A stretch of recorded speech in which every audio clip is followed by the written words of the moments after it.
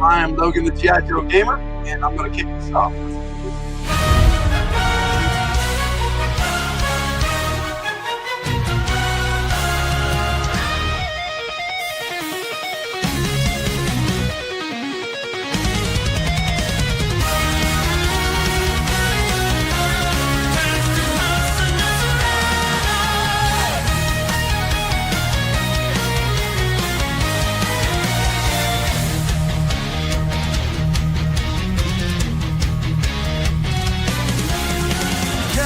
Around the flame where stories ignite, every spark and ember glows with tales tonight. We'll read, you'll choose, endless quest, fireside tales, and me.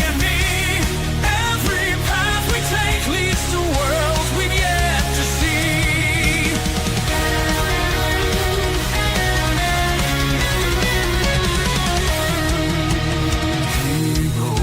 Rise and fall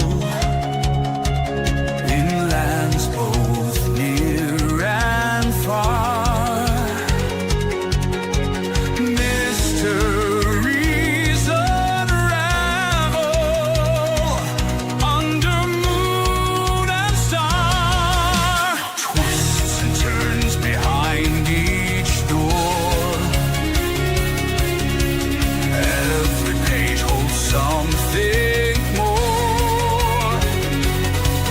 Come closer now, the fire's warm. Adventures calling evermore. We'll read, you'll choose, endless quest, fireside tales, and me. Every path we take leads to worlds we've yet to see. So stoke the flames and turn the page. Our endless tale has just begun.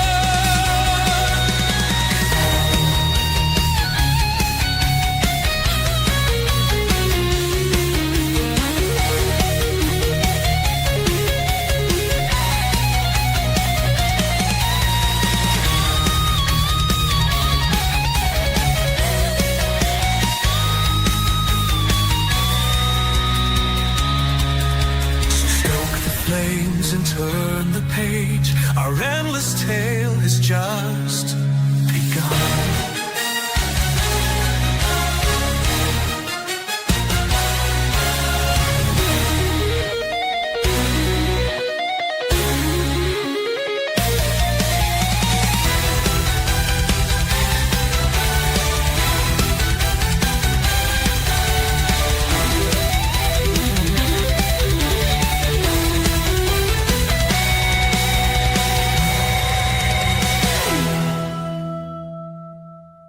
Greetings. From the Hilt cautions that this program may contain mature content including strong language, sexual innuendos, What the hell is this? Sam don't like it. Yeah. No. Seriously? Oh, I don't think so. You may proceed. Blue but not sad, my friends. Welcome to Endless Quest Fireside Tales. I've been looking forward to doing this for a while, and I was supposed to do it last Thursday, but I got really sick last week. I'm still got a little bit in my throat there, but we're going to try to get through this tonight because I've been wanting to do this for a while, but if I cough a little bit, that's where we're at tonight. So hope everybody's having a good night. We got lots of friends in the chat already, so let's say hi to everybody. If I can do this correct here, we can get going. We got Victor Gibson, my bro. How you doing? It's always good to see you.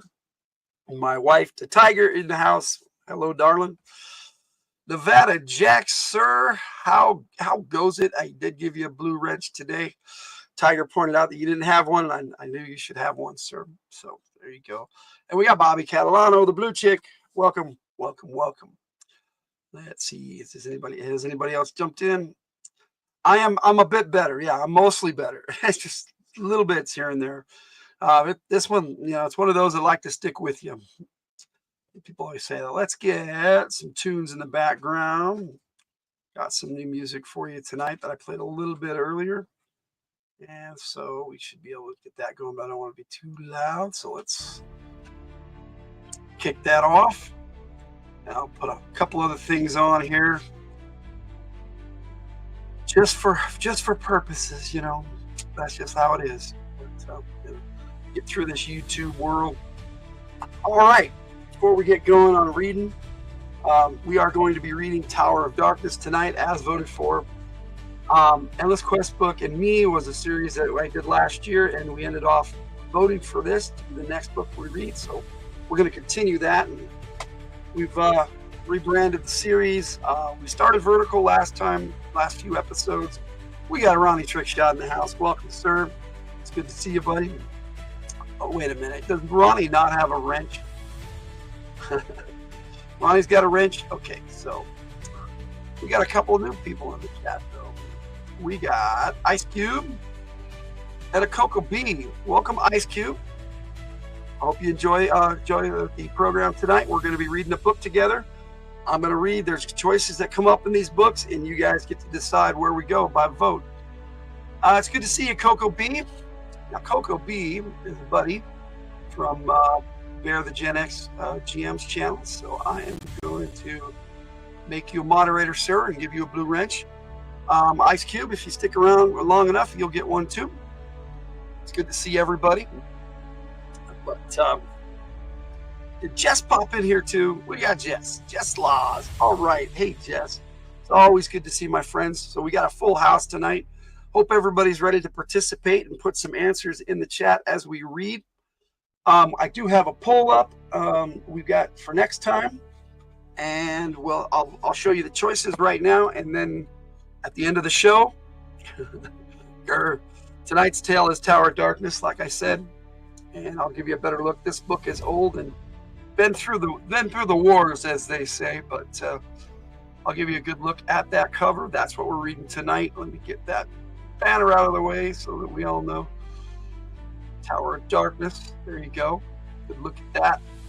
Take that one down. I think everybody knows that we have a Patreon, patreon.com/FromTheHilt. If you would like to support our work, please do so.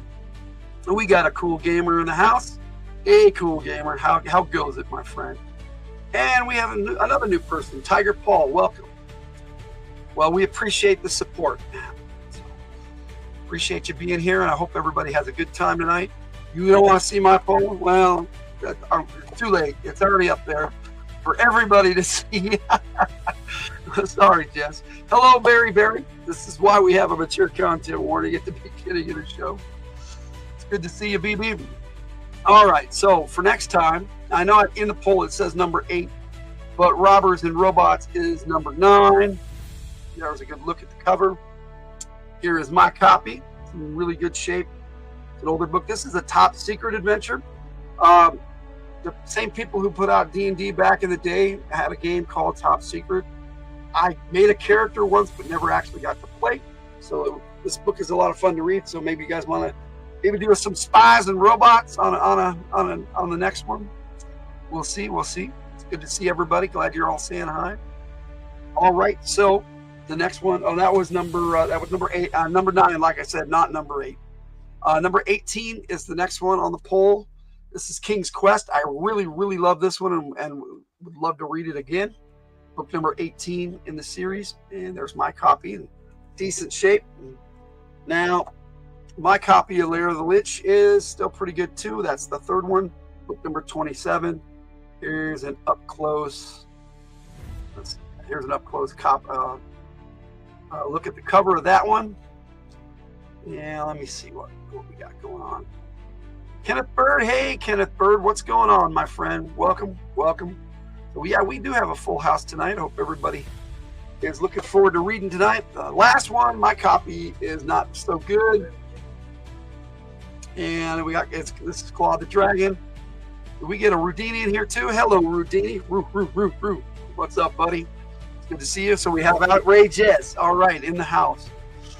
It is definitely good to have everybody along for the ride. Rudini in the house. But I'll show you a better look at this cover since mine is jacked. This is why I do this, so you guys can see the covers better. And I'll show them all off again right before we end the poll. So let me know which one you want to read based on the title. Otherwise, we'd be here all night going into what we could do next. But tonight, we're doing Tower of Darkness. Hope everybody's ready for some reading. Your microwave decided to stop working and you're not happy. Well, I wouldn't be happy either. Bummer. Sorry to hear that, Jess. All right, so the way this works for anybody who's new here is I read. We come to questions in the book. That gives us choices of where to go. You guys get to vote and decide where our destination is, and we move on from there. So let me turn this music down a little bit. Apparently, this music was too epic for volume. So it's down to about here, so it's not cutting over me as I read. Yeah, it does suck to have a broken microwave. Ours barely works half the time. But all right, now what I need is a mulligan card. I will use my Mothman trading card from League of Cryptids by Grant Lankard, who I will be giving a big shout out on our Friday show this week, and you guys will find out why. Now, this book has seen better days, so I'm going to be real careful while reading it. But it's a little waterlogged and also survived a fire. So remember these quest books from working at Toys R Us? Picked up several back in the day. I've got quite a few, but I do not have the full collection. What the fuck is a mulligan card? Well, Jess Laws, what the mulligan card is I put it in here after we make a choice on where we made a choice, and if we die, then we go back to the last one and we continue from where we left off and make another choice. That's what we have come to call our mulligan card. So it's for in case we die. There you go. All right, is everybody ready? We got to install microwave ovens, custom kitchen deliveries. We got to move these refrigerators. We got to move these color TVs. You got your microwave ovens. I want my MTV. Worked at Toys R Us years ago too. I wish I'd worked at Toys R Us. That would have been a cool place to work. All right, let's get this started. You, yes, you. Hey, Faye Guitar, we almost got it. It's good to see you. Welcome. We're you mix toys too. Well, Faye Guitar has been in here a few times too. Let's do this, Faye Guitar. Let's give you a wrench. If I can get down to the bottom and catch up to the chat. There we go. Faye Guitar has been here quite a few times, so we will make you a standard moderator as well, so everybody can sub up to each other if you want to. And here we go. So you are about to set off an adventure in which you will meet many dangers and face many decisions. I'm accentuating the word because it's in all caps on here for some reason. Worked at the action figure too, Logan. My sister worked at Woolworths in the toy department, and I got to get the GI Joes all first. It was awesome. Toys, yes sir. Where's it morning, Faye? Maybe in where they're from. Your choices will determine how the story turns out, so be careful. You must choose wisely. Do not read this book from beginning to end. Instead, you are faced with a decision. Follow the instructions and keep turning to the pages where your choices lead you until you come to an end. At any point, your choices could bring success or disaster. You can read Tower of Darkness many times and with many different results. So if you make an unwise choice, go back to the beginning and start again. But we're not going back all the way to the beginning. Good luck on your adventure.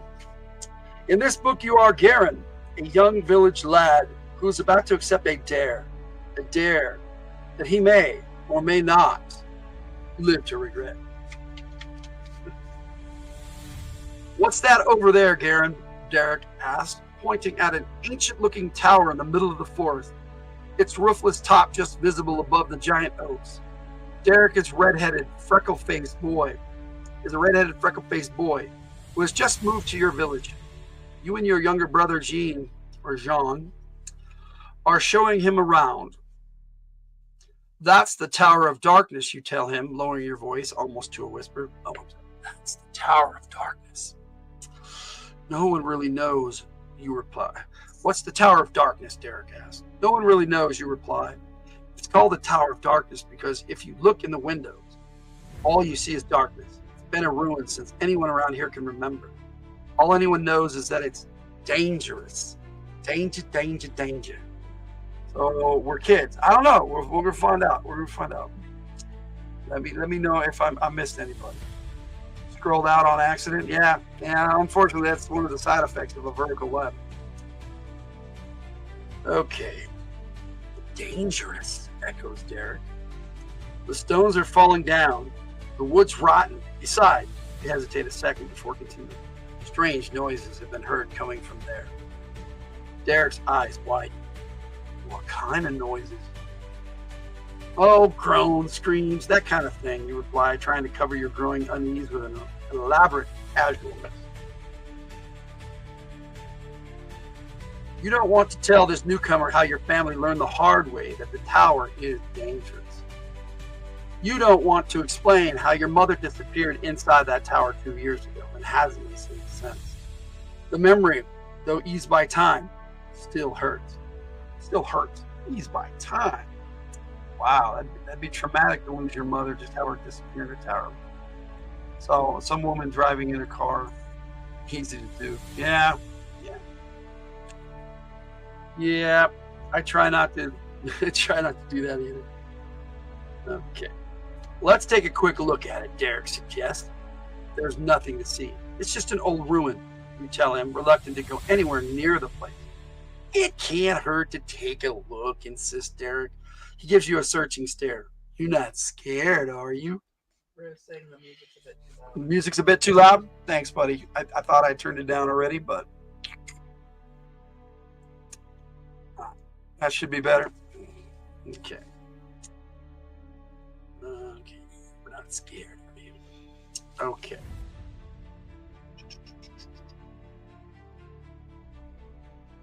Of course not, you lie, afraid of looking bad in front of this new friend. You think a moment. I know. We'll show you our local witch's cottage. I don't care about village witches, Derek scoffs. You can't do much of anything anyway. The town I come from had a real magician. They can't do much of anything anyway. The town I came from had a real magician, but it didn't have anything like a tower of darkness. Got you covered, Ray. Just a quick look, you finally agree, unable to think of anything else around your village that might impress someone who has lived in a town with a real magician. Love the kid voices. Okay, cool.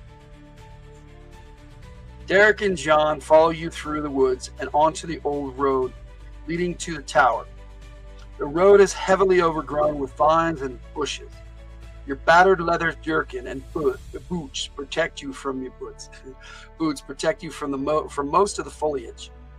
But your loose shirt and pants catch on thorns of the raspberry bushes. What's taking so long? Derek asked. As you stop to untangle a persistent thorn from your sleeve, you glance at him. His clothes, which had looked new when you started through the woods, are now somewhat tattered. His shirt, similar to yours, but a finer weave of cotton, is full of snags and holes. His leather vest and boots are badly scratched. Just being careful, you reply, wondering about your new companion. You know very little about him, only that he and his mother have recently moved into your village, and that his mother is very ill. Thoughtfully, you continue toward the tower. Shirt off? Of course, Ray. They got raspberries, yeah. Ouch. No, it's not a true story, BB. Funny, though. All right. Sometime later, you were staring up at the old building, wishing you had never let Derek talk you into coming. The shadows from the late afternoon sun make the place look even gloomier and more forbidding than usual. You have an uneasy feeling of trouble to come. The Tower of Darkness is actually part of a long, rectangular building that has nearly fallen down. The tower grows out of one end like a giant black chimney. The two doors leading into it are huge, worm-eaten planks, dangling crazily from rusted hinges. Behind them is darkness. You know, Jess, I tried to get a fireplace behind me, but it just doesn't look right in the background. And I tried to do a circle, and that just covered the fireplace up. So I was like, yeah, I'll just read like I normally do. But yes, the fireside is in the beginning at the back, in the background of the intro. So there we go. All right. So the walls are made of giant stones, weathered smooth by years. The roof of the rectangular section has long since disappeared, leaving only a few shards of beams pointing into the sky like black claws.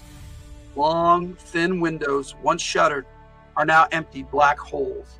The wind rustling and whistles eerily through the abandoned ruin, carrying with it the smell of decay and something else you cannot name, something unpleasant.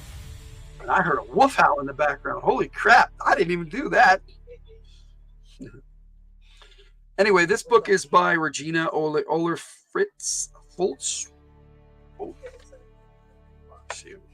My cover's kind of messed up. Foltz. Regina Oller Foltz. Interesting name.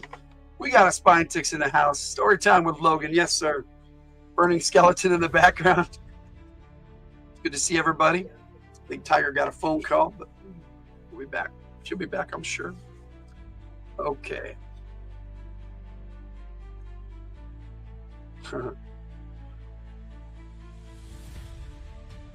Something unpleasant. Come in, the wind seems to be whispering in the high, soft voice of a woman. It is a compelling voice, and you find yourself fighting an urge to enter the building. Tiger working the phone, yeah. The hell's a phone call? You're right, Bobby. I'm sorry. Pulled us right out, didn't we? Let's take a look inside, Derek says, walking toward the battered doors. No, one word comes out more forcefully than you intended. Afraid of the dark? Derek asks, stopping and turning toward you. Of course not, you reply indignantly. It's just that building's ready to fall down and someone could get hurt inside. Everything that's going to fall down already has, Derek points out. I think you're scared, he laughs. Garen the scared. Derek is daring you to enter the tower, but you're unwilling to do anything so dangerous merely for a dare. Suddenly you begin to wonder why Derek wants to enter the tower, why he was so insistent on coming to the tower in the first place. Perhaps there's something about the tower he's not telling you. But what? Puzzled, you glance at Jean, but he looks away, his face full of disappointment. Your father died shortly after your younger brother was born, and since your mother's disappearance, Jean has come to you for advice. And my pages are stuck together. There we go. And guidance. You know he now thinks you are scared. You know he thinks you should challenge the newcomer and make him eat his words. They weren't about tickets to Hawaii. It's our kid Ben. Obviously they need something. Yeah, I think we all like tickets to Hawaii. All right, let's continue. The silence lengthens. My brother's not afraid of that old tower, John blurts out suddenly, glaring at Derek. My brother's not afraid of anything. Then let him prove it, Derek replies, his eyes gleaming with malicious pleasure. Let's see him step inside the building. One step inside that door can't be dangerous. You look away. My mother came here 2 years ago with the other women from the village to pick berries. She heard a cry for help from the tower and went inside, even though everyone told her not to go. She hasn't been seen since. Then the wind whispers again in the silence that follows. Didn't your dad go in to look for her? Asked Derek. You glance at him and see the malicious pleasure in his eyes has turned to sympathy. Our dad's been dead for a long time, you answer, looking away. We've been living with our uncle, and he, along with the rest of the people from the village, came out to look for her, but no one would go into the tower. If it were my mother, I would have gone in to look for her, Derek declares. I'm planning to, sooner or later, you say, softly, staring up at the ruined tower. Woohoo. Meet you at LAX. Oh, boy. Are we formulating plans here in the chat? Though you have wanted to rescue your mother since she first disappeared, you have waited. You want to be strong and wise enough to defeat whatever evil is keeping her from her family, not merely become another victim of the tower. What's wrong with going in there now to look for her, Derek asked. I'll even go in with you, or are you too scared? You hesitate, wondering if Derek could be right. Perhaps it is fear, not caution, that's keeping you from entering that evil darkness. All right, we reached our first choice. Wait, what? Yeah, we got to the tower. Got a lot of dreaming of pina coladas tonight. Hawaii plans, yes. You missed the Hawaii plan, yeah. That's okay. Sith has always wanted to go Hawaii. Go Hawaii. Ooh. Okay. Here are our choices. Our first choice. If you decide that you are as ready as you will ever be to look for your mother, turn to page 128. If you feel that you need more time to prepare yourself to face the dangers inside the tower, please turn to page 41. So, are we ready? Tower or not to tower? That is the question. I pretty much already know the answer, but I'll wait for you guys to vote. But I will. The mulligan card in here. My Mothman trading card. He's out sitting right here. Feel like 41 ends with the story over. Yep, onward.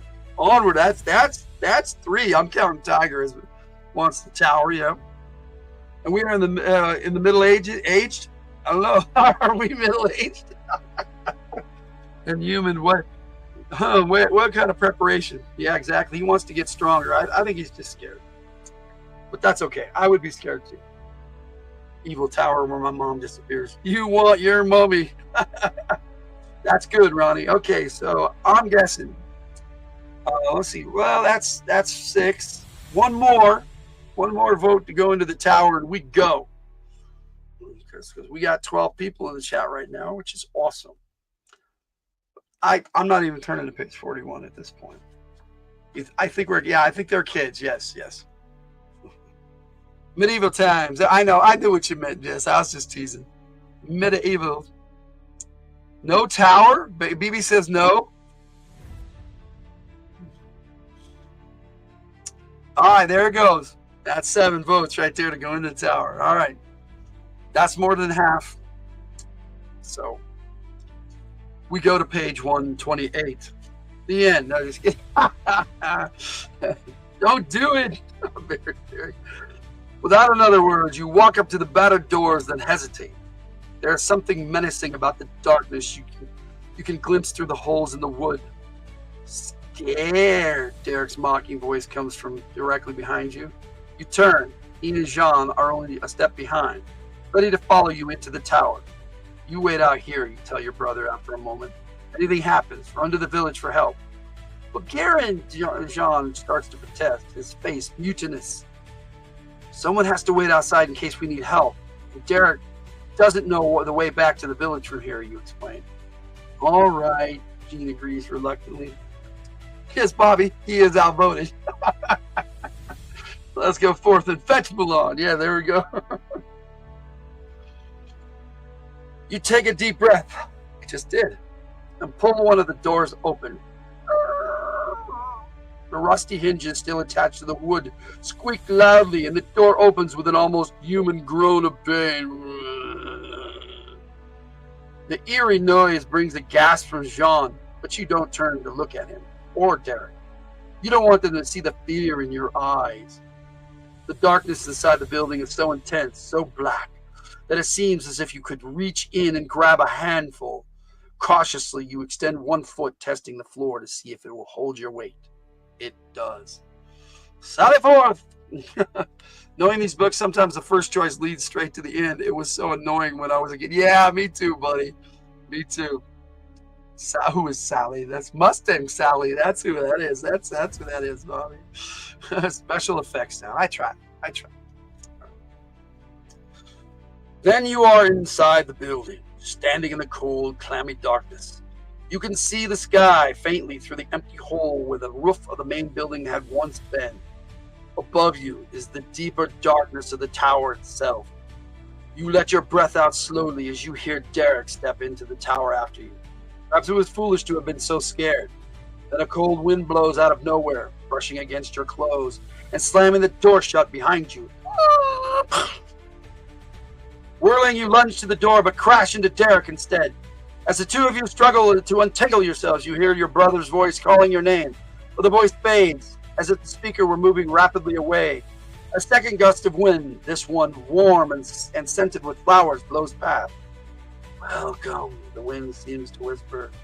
You push against the door, but it won't budge. Frantically, you pound on it, telling yourself it's the same door you just opened. It's the same battered, worm-eaten door you moved only seconds ago.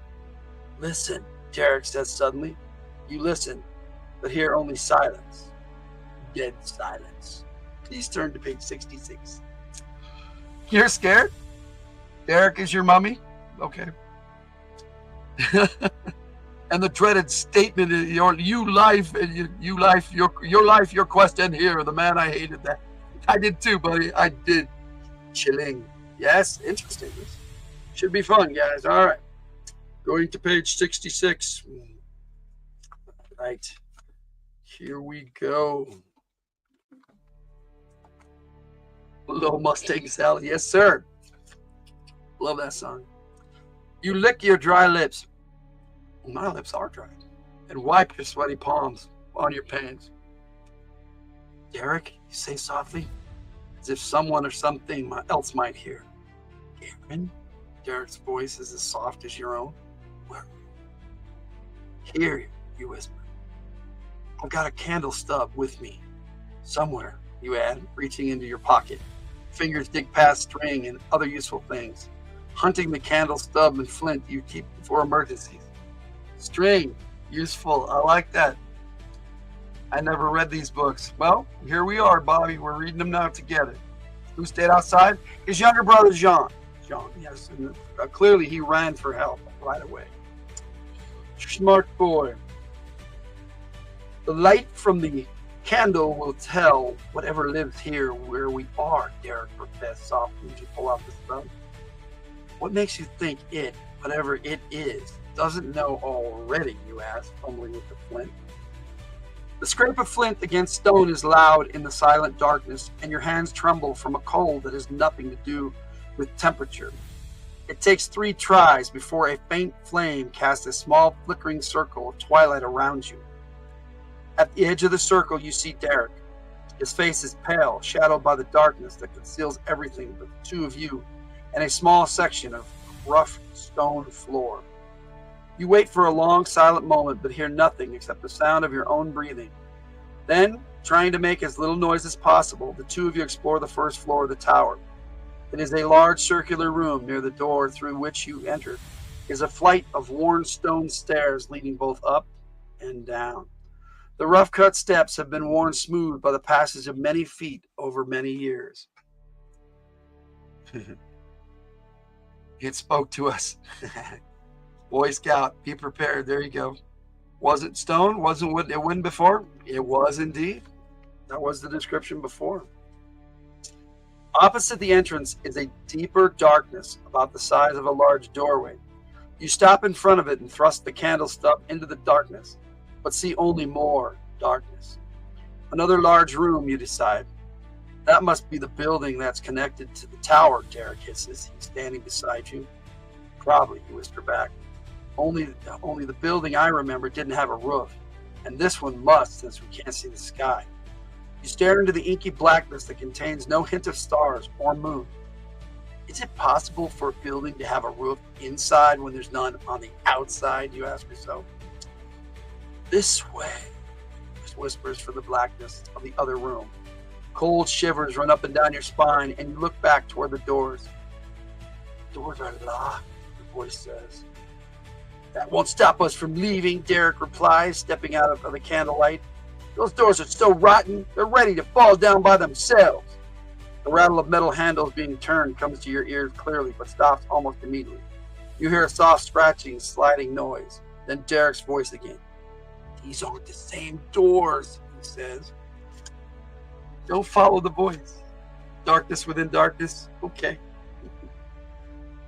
What? You demand, hurrying to join him. Stop abruptly when you see highly polished planks that were battered, where battered and worm-eaten boards had only hung moments ago. The planks looked very, very solid. Teleportation is a possibility. Even if you could break them down, you would not find your homes out there. Oh, here we go. Even if you could break them down, you would not find your homes out there. The voice from the darkness continues. When you enter the tower, you stepped into another world, and there is no going back unless you win the game. What game, you demand, turning back toward the tower of the darkness, turning back toward the darkness of the other room. The voice doesn't answer. Instead, a candle begins to flicker inside the other room, then another and another, until the room is filled with a dim twilight. Still standing in the tower room, you stare in blank disbelief at the scene appearing before you. Almost a dozen life-size motionless figures are scattered across a black and white checkered floor, but there is no hint of anything alive that might have lit the candles. You study the shadowed structures uneasily. On either side of the room, standing under the flickering candles along the wall, are a king and queen with golden crowns and loose velvet robes. Smooth metal masks with slits cut for eyes cover their faces. The masks of those on the left are silver, those on the right are black. Scattered around the center of the room are 2 pages and several monsters. Only the pages are wearing silver masks. The Hydra, the demon, and the dwarf are wearing black. Tricked! We are in the past in another dimension. What trickery is this? Chessboard. That was my thought. That was my thought too. 2 other figures, the meanings of which you do not know, are completely black. One is a rectangular box, and the other is a spiral. It looks like a giant game board with life-size pieces, you say softly to Derek. A tapestry at the other end of the room moves, and a black-clad figure with a cane limps slowly out onto the playing board. It turns, motioning for you and Derek to enter. You look at Derek. The voice said that we can't go back to our world unless we win the game. We don't want to go back, Derek says firmly, stepping onto the playing board. We're here to rescue our parents. Are you begin, startled, but Derek is already several feet away. You hesitate a moment. Should you follow him into the room toward the mysterious black figure, or should you get away, get out, and go away from the dark tower before you find yourself drawn into something you cannot escape? They're definitely going to come to life. What do you think this is, wizard chess? King me. King me. All right, we got a choice, everybody. If you think the black-clad figure may be of use in finding your mother, turn to page 59. If you decide you don't want any part of the dangers in the tower, turn to page 97. Well, that doesn't seem like a choice at all, but we got a new mulligan page, folks. All right. Forward. We got one for forward. So onto the chessboard. Let's see.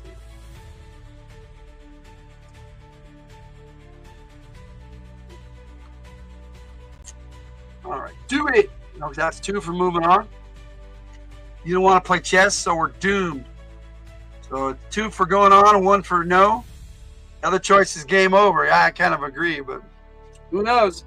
If the book gives an option. Spoiler, the black-clad figure is my mommy. Oh, you're good. You're good there. You're good, Ronnie. Oh, you're doomed. Forward, that's 3 for forward. On to the chessboard. That's 4. With a group this size, we need at least 7. So we got 4. How many mummies do you have, Ronnie? That's funny. All right, so I'm guessing we're moving forward, but I'll keep the mulligan page just in case. We already got 4. Let me see. Did I count? Let's see. 1, 2, 3, 4. Bobby makes 5. Okay. How many mummies do you have? Are you my mummy? Like out of Doctor Who, my friend. Multiple mummies. Okay, go to the board. Okay, well, that's 5. Forward, that's 6. One more and we move on for sure. But we haven't. What's on the shirt, Logan? I have issues. That's what's on the shirt. Deadpool. It says I have, and at the bottom it says issues. Double entendre. Possibly one of the creepiest Doctor Who episodes. It was like one of the first, too. It was the first season of the new Doctor Who stuff. Yeah. All right, so I'm going to turn to page 59 here. We need one more vote to move on for sure. Or another minute. Vote now. Awesome episode. Yes, it was. Yes, it was. I totally agree.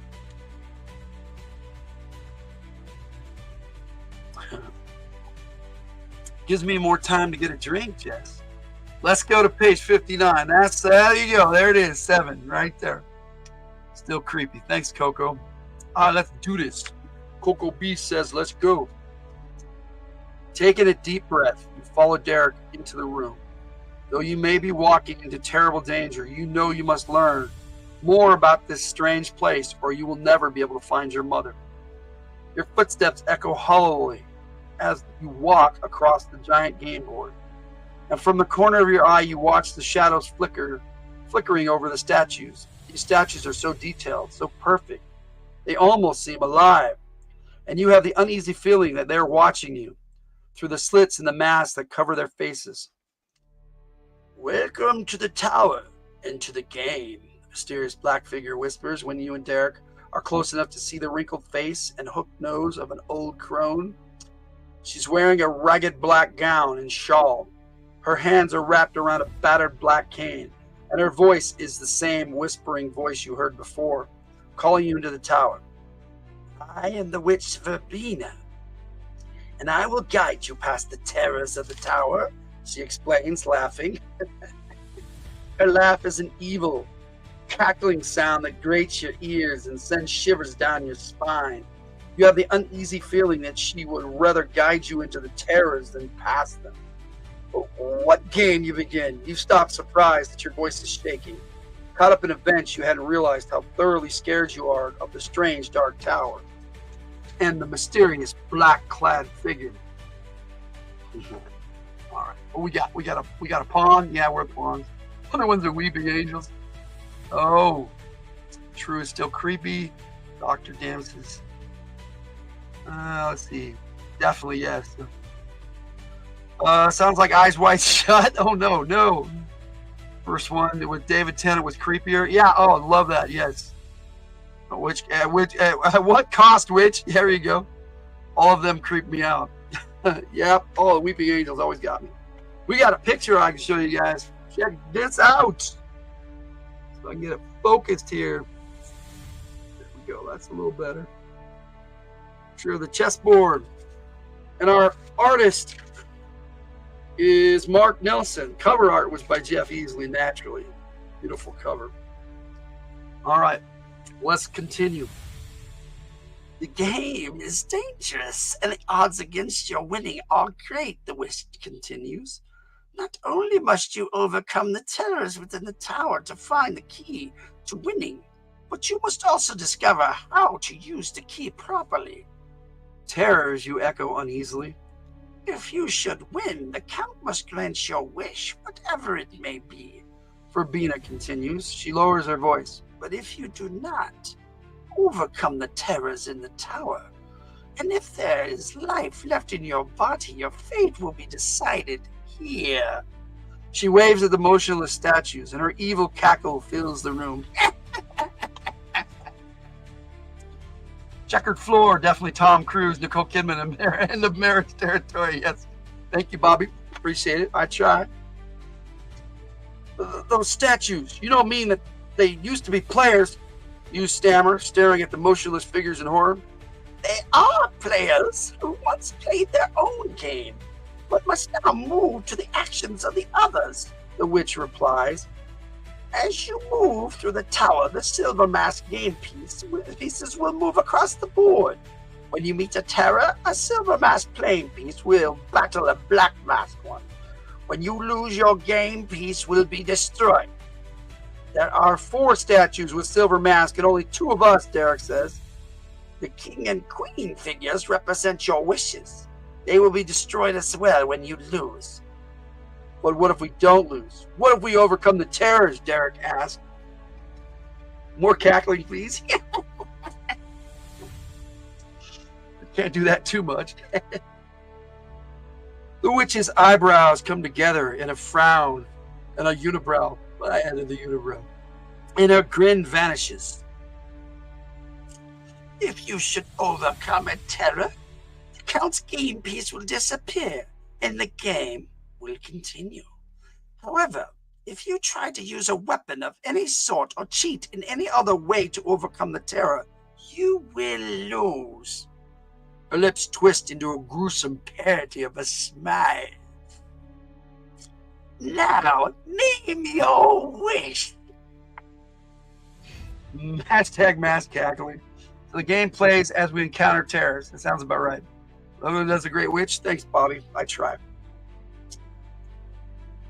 We want our parents, Derek answers Derek. Are, you ask again, staring at Derek.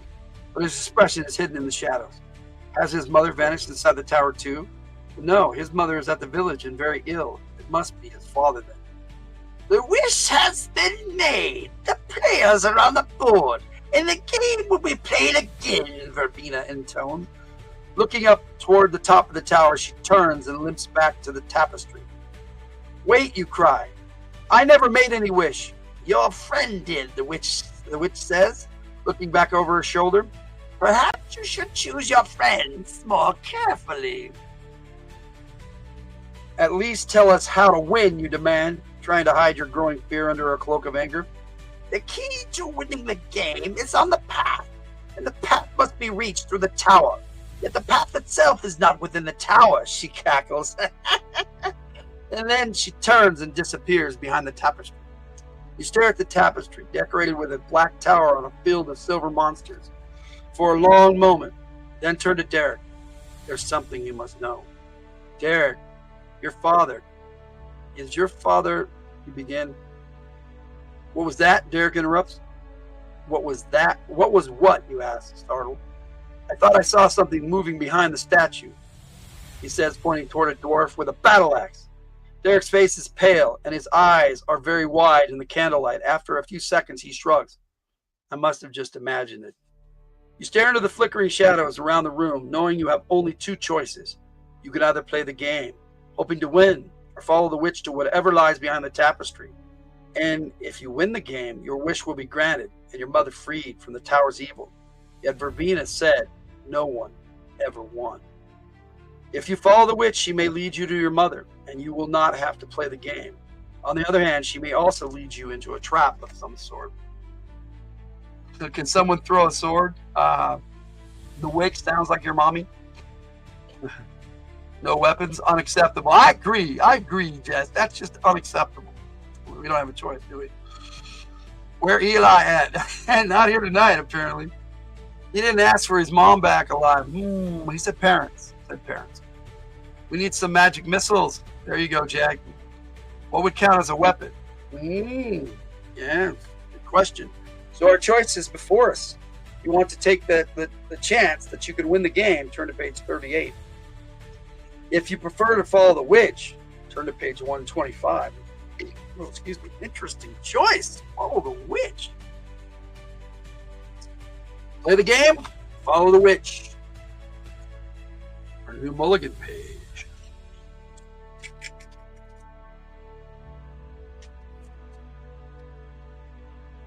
Let's see. I don't know. A whole lot of focus on the game for us to just follow the witch. Right, there you go. Tapestry should shout out to Carol King. There you go, too. It's a spell, not a weapon. Interesting thought, Jack. Not sure. Victor wants to play the game. That's one for the game. I don't think we should follow the witch. Does that count as a vote towards the game, Jess?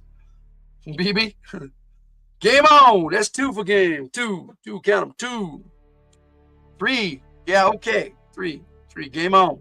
3 for game. 3. Bobby's thinking. 4 for play the game. Coco. Seems like this group has been pretty good agreement tonight thus far.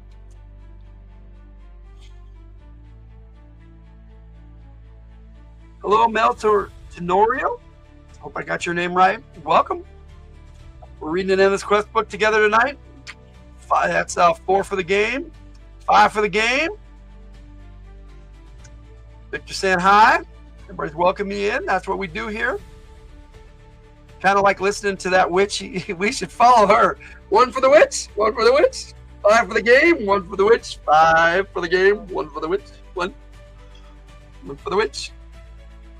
Please shout out. Well, you're being shout out, Mel Tenorio. Welcome. I don't have much of a voice. Fun stuff for sure. I'm glad you like it, Jack. We do this. I try to do this every third Thursday of the month. Sometimes the 4th, depending on when the Radios from the Hill shows are, every other Thursday. You're welcome, Mel. Well, you're welcome here, that's for sure. As long as everybody behaves themselves, we're all welcome here. Lots of moderators in this chat, though, so, you know, you stick around for a while, Mel.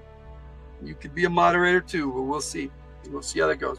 A couple of times you show up in the from the Hill chat, and we'll decide on giving you a wrench or not. You like and sub? Well, thank you. Appreciate it, Mel. We need more votes. Yes, we need at least 2 more. 2 more to play. We got 1 for Falling That Witch, though.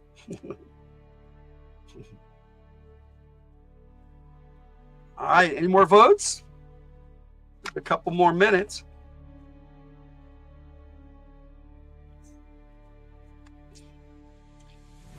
You'll go game. Okay, well that's 6. Okay, so we get 1 more, and we definitely go on. It's all good, buddy. Type the word game. That's not fair. That's not fair, Dak. First a screwdriver, later a wrench. You can dodge a wrench. You can dodge a ball. Oh.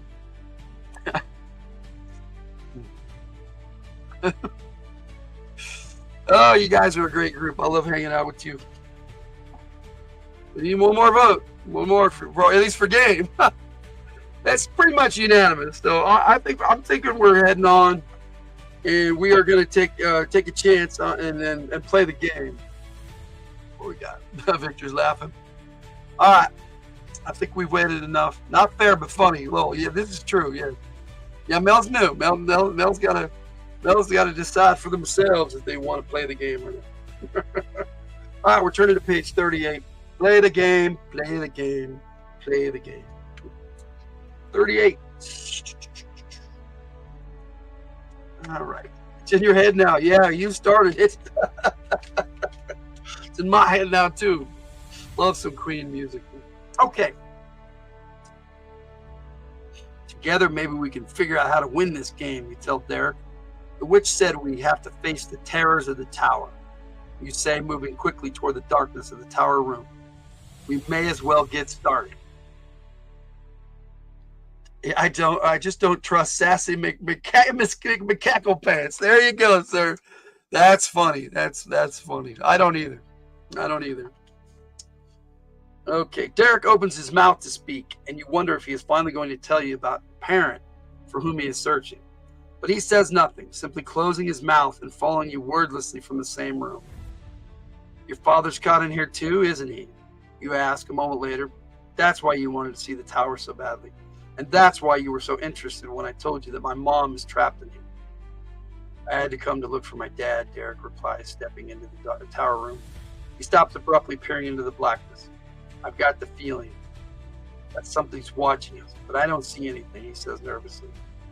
I've got the same feeling, you reply, staring into the seemingly empty darkness. Anything could be lurking within that blackness. In the silence that follows, the sound of the sword being drawn from its scabbard somewhere behind you seems very loud. You whirl, looking back at the playing board, and see that one of the pages with a silver mask is standing in the center of the room, holding an upraised sword. She did say the figures would be moving as we played, Derek says softly. He's also staring at the game board. That must be our first move.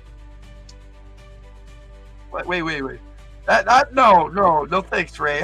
you, how about we give you the name, Miss Cackle Pants? Wait, his dad and our mother are hanging out? Maybe. Well, let's see what's going on.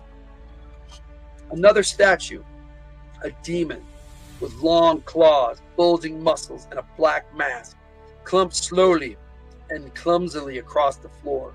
It stops next to the page, arms upraised as if to grab it. That must be the Count's move, you say? Yeah, what is he up to, Derek mutters. I don't know, but I have a feeling it has something to do with with a demon, you reply, staring wistfully at the armed figures. If only you were allowed to use a weapon in this strange game, you would feel much more confident, you think. Listen, Derek says abruptly. You hear the unmistakable clicking of clawed feet against a stone floor somewhere within the darkness of the tower room. The light of your candle stub flickers wildly, and glancing down, you see that your hand is shaking. You have three choices. You can run for the stone stairs you saw when you entered, by staying in the tower. You may be able to overcome the terrors of the game and win your mother's freedom. On the other hand, you can take this opportunity to escape the tower and the game by breaking through the doors leading outside. Even being in an alien world would be better than being in the tower. Or you can go back into the candlelit room with the game board. Though you won't get out, though that won't get you out of the mysterious tower or help you find your mother. At least there is light in there, and you'll be able to see the owner of the claws that are approaching across the stone floor. Come on, Derek exclaims, turning toward the stairs and breaking into a run. All right, Derek wants to go to the stairs, obviously. Professor Oak. Wait, his dad, okay. Professor Oak got things. It's okay, Ash. Here's a Pikachu. Maybe they want some maybe they want some to mine to themselves. Did you say Butters? No, I did not, sir. Sometime to themselves. I get you, buddy. A man and a woman with a stick of butter alone? Butter. You guys. All right, here are our choices. Bad children. Naughty children. You follow Derek toward the stairs, deciding you must continue playing the game. Turn to page 95. You run for the doors, choosing to take what may be your last chance to escape from the tower. Turn to page 49. That didn't go well last time we tried that. Or 3, you go back into the room with the playing board so you could see what's coming after you. Turn to page 12. So, stairs, room, or try to get away again. Keep playing. So room, keep playing. Yeah, that's keep playing. So 1 vote to go into the room. Let's see. Playing board or up the stairs. Okay, wait a minute. Into the room with the playing board, up the stairs, or back to the front doors and try to get away. Victor wants to go to page 12. That's clear, yes, okay. So 95 is to the stairs, 49 is trying to get out, and 12 is in the room with the playing board. Game played, the damn game. There you go. Feel lucky tonight. Game board. Okay, that's 2. 2 for the game board.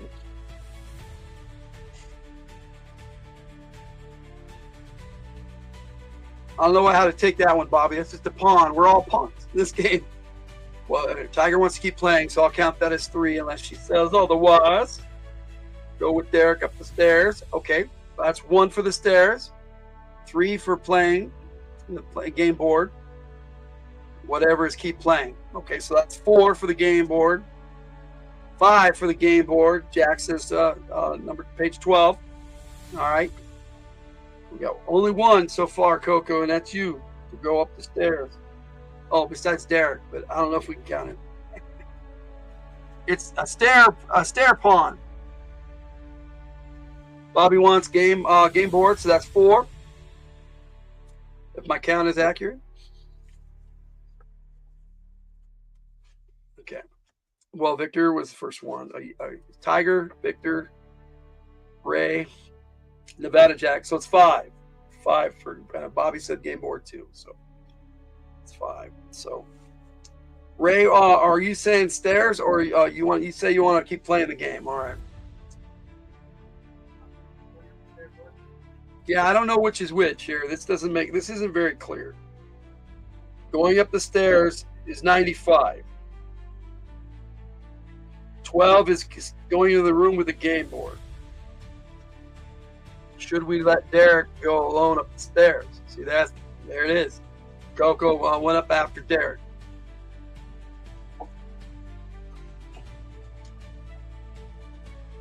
So let's get an accurate count again, everybody. Let's start again. And going after Derek is page 96. So if you want 96, 96. Ray's already voting 12. I don't think any of us want to try to get out because we know how that ended last time. So 95 for stairs, 12 for game board room. Okay. Let's let Derek go alone. He's a big kid. All right, one for one there. Confused. It's going with Derek, continuing on, or going to the game board. Going to the game board room is not following Derek. Derek ran up the stairs. Victor wants to go to the game board room. So that's 2 for the game board room, 1 for the stairs. We didn't come here for his dad. That's a side quest. Yes, that's Victor saying 12. All right, so that's 3. Yeah, that's what I'm saying. The choices were confusing, Tiger. That's why we should do this again. Stairs after Derek, or in the room with the game board. The third choice, it just makes it even worse. So yeah, I'm looking at 3. Going after Derek is going up the stairs. I think it's all continuing the game itself. So rescue our dumb friend. So 2 and 2, 2 and 2, guys.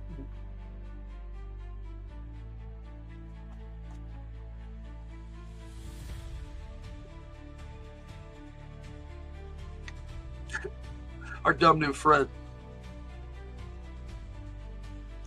He knows something he's not saying too.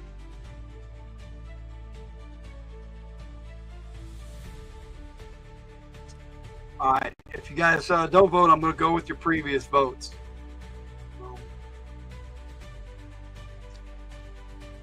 Coco said he wanted to go up the stairs. Okay, Bobby wants, Bobby, not Bobby, Jess wants to go up the stairs. Wait a minute, Bobby, I didn't say 54. I said 95 or 12. Car 54, where are you? Studio 54. Split the party? No, that's not how this works, right? It is 2 and 2. How can you split yourself, Rue? Yeah. All right. So previous votes, we got Coco B going up the stairs. So that would be 3. So yeah. Okay. So yes. Nevada Jack. That's 3. So 4. Okay, we're 3 and 3 is what I'm looking at. I got 3, Nevada Jack, Victor, and Ray, and then Tiger, Jack, and Coco B. That's 3. So that's 3 and 3. Bobby's like, what? Yeah, exactly. Okay, up the stairs, Bobby, or stay in the game room. Go after our dumb friend, or stay in the game room. That's our choices. Yeah, sometimes it can get a little confusing, but fun. That's half the fun of it, guys. Let Derek go. Split the party. Well, right now, we are kind of dead even. I spoke too soon.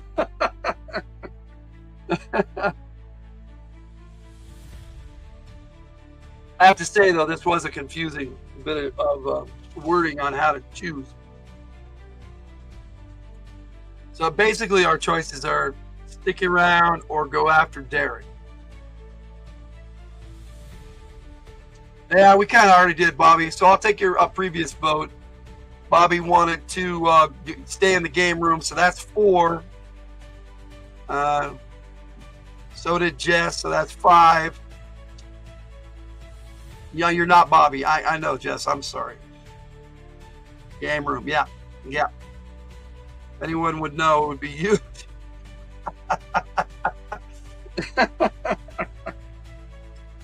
um. All right. Well, it looks like the majority of you want to stay in the game room. So I'm going to turn to page 12. Play game. Do it. Yeah. All right. Yeah, I did ask you to play a bad guy once on a blue moon. All right. Got a picture here. But I'll read first because it gets into it. Just following orders, I know. Okay. We shall see what happens here. No, let me go! Derek's terrified cry rings through the tower as you reach the entrance to the candlelit room with the game board. You hesitate to look back, but you can see nothing except darkness, a very silent darkness. With a sinking heart, you realize that Derek must have been caught by whatever lurked in the tower room. You hear the tearing of cloth and the pounding of running feet. Then again, there is no sound at all. Backing slowly onto the game board, you wonder if Derek managed to escape and whether the unknown monster will come after you next. Your heart beats wildly and your hands are cold with sweat as you back farther and farther into the room, never taking your eyes off of the entrance. Where's Derek?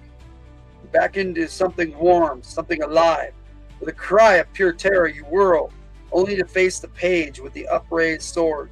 His silver masked face turns towards you, and he drops his weapon. Behind him, you see the Count's playing piece, a black masked demon with razor-sharp claws.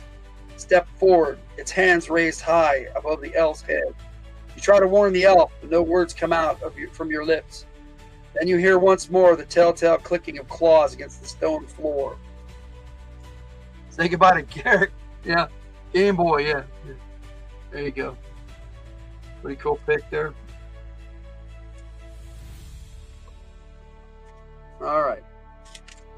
You whirl again, this time to face a 9-foot green demon with red eyes and sharp pointed teeth. It steps towards you, its hand reaching for your neck. Garen, run! Derek's shrill cry comes from the darkness of the tower room. Without another second's hesitation, you run for the tapestry at the other end of the room. The tapestry the witch had used as an exit only moments before. The monster is between you and the tower room, so whatever lies behind the tapestry is your only hope. Now, see, that's not cool. They give us a choice, and then they immediately make us go the way that they wanted us to go. I don't count that as a choice. That's just wrong. Oh well. Way to go, Regina Euler Fulton. Regina. All right, so page number 125. No choice but to go this way. Let's see what we got here. Well, this leads to another choice, so here we go. Railroad. Yeah, Coco, I agree. Whatever unknown danger waits behind the tapestry can't be more terrifying than what's in the tower room. So you push aside the hanging and enter a glowing darkness. It's like stepping into a moonlit summer's night. Except there is no moon, no stars, not even walls or a floor. There's only the empty, endless darkness. Frightened, you try to step back, but even though your feet move, you don't go anywhere. You struggle frantically, flailing your arms and legs in a wild attempt to escape the empty blackness, but to no avail. You're trapped, and your candle has vanished. And here, Count, is another fool who entered the tower, but does not want to play the game. Though you can hear Verbina's voice clearly, you can see nothing, but the glowing darkness empty of life. Doesn't he realize that I have safeguards to protect myself from anyone who tried to follow me past the tapestry? I doubt it, a male voice replies. He doesn't seem to be very bright. Still, he'll make a good playing piece, and he's young enough to last a while. But the game hasn't even really started, and his friend only just named the wish to save his father, to have his father and this one's mother return, Verbena protests. We haven't had any fun with him yet. That's true. It could be amusing to see what, if anything, he can do. The Count says thoughtfully. Put him back into the tower with his friend. Derek should have been patient and played the game. There you go, Bob. There you go, Bobby. I agree. But we did want to play it. Yeah. See, we did. Yes. The glowing darkness seems to shimmer and dim. You have the strange sensation of whirling in circles, going faster and faster. Yet the blackness is alive and is always the same. You cannot tell if you are truly moving or not. Abruptly, you drop onto a stone floor, rolling to a stop against something smooth and hard. It takes only a few seconds to discover you are not at the base of you are at the base of a flight of stairs. Oh no, you mutter. I must be back in the tower room. No, let me go, a frightened voice cries from the darkness nearby. It's Derek's voice. Derek, you shout, turning and staring toward the direction of the cries. But you can see only darkness. Has Derek been caught by some terror hiding within the blackness? There's a demon after me, Derek shouts. Where are you? By the stairs, you reply, even though you know your words may not bring not only Derek, but also whatever is attacking you. You hear footsteps start towards you. You have only seconds to decide what to do. Only a moment before Derek and the creature that is chasing him reach you. The stairs behind you are the best chance of escape, but should you go up or down? The witch looked up when she intoned the beginning of the game. So perhaps the key to winning is at the top of the tower. On the other hand, it might be best to start from the bottom and work your way up so that you don't miss anything. Okay, now this seems like an actual choice. We go up the stairs or down the stairs. Let's see what we got here in the chat. Darkness imprisoning me. All I see, absolute horror. Yep. I cannot live. I cannot die. Smooth and hard. Oh, yeah. Yes. Yeah, okay. Darkness. Yes. Down the stairs. All right. So, got one vote for down. We got up or down here in a new mulligan, I guess. You seemed a little railroady. I agree, Coco. One vote for down. We got to go down to get up. There you go. All right, that's 2 for down.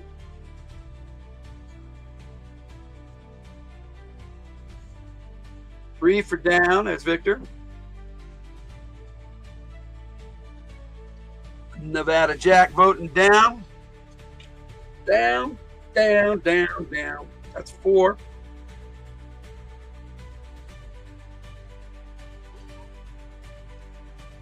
Some people have popped out, so I'm guessing if we get 5, we should be good. We all like to get down here. That's right. We're going to get down. I will go with the herd. Down. All right. Here we go. Down it is. Down. Even Victor and Rudini. Victor already voted, but Rudini added down as well. So that seems like a majority to me. All right, so page 33. Now this one turns us to page 51. Again, Derek gasped breathlessly as the two of you race down the stairs, stumbling through the darkness. The demon that was after me, it's not following us.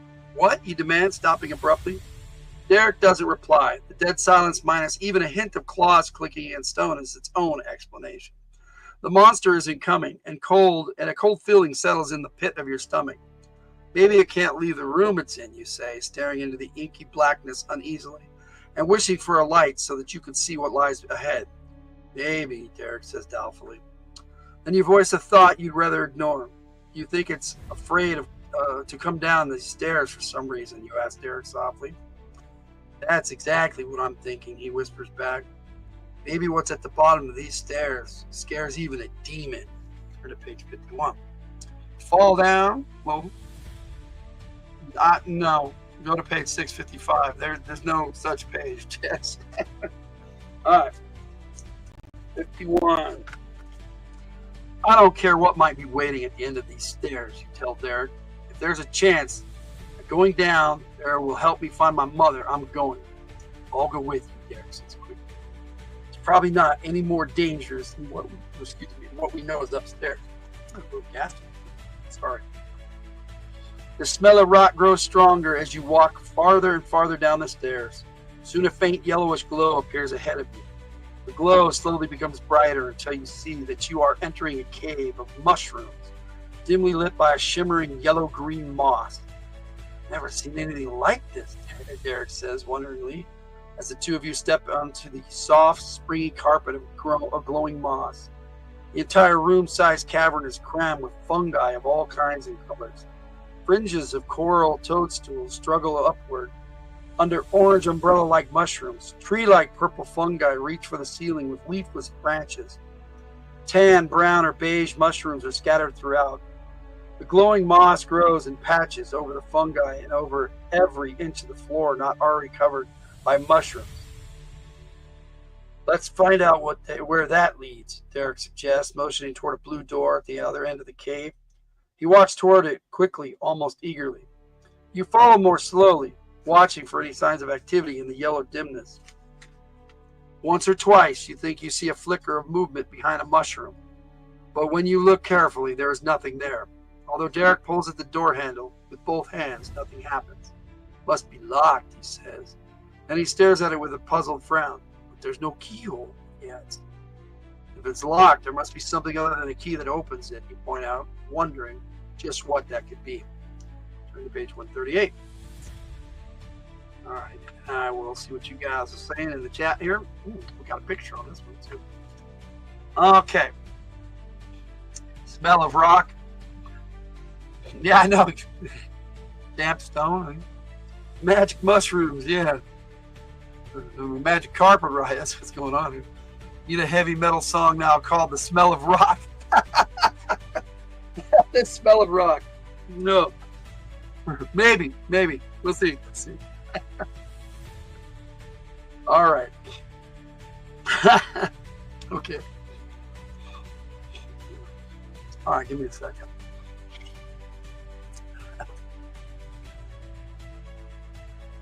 Now let's do this.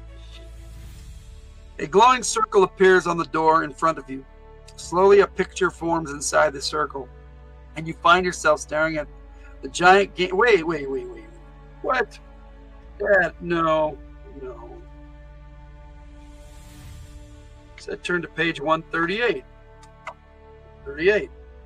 How do we get back to the glowing game board? Glowing circle appears on the door in front of you. Slowly, a picture forms inside the circle, and you find yourself staring at the giant game board with the lifelike statues.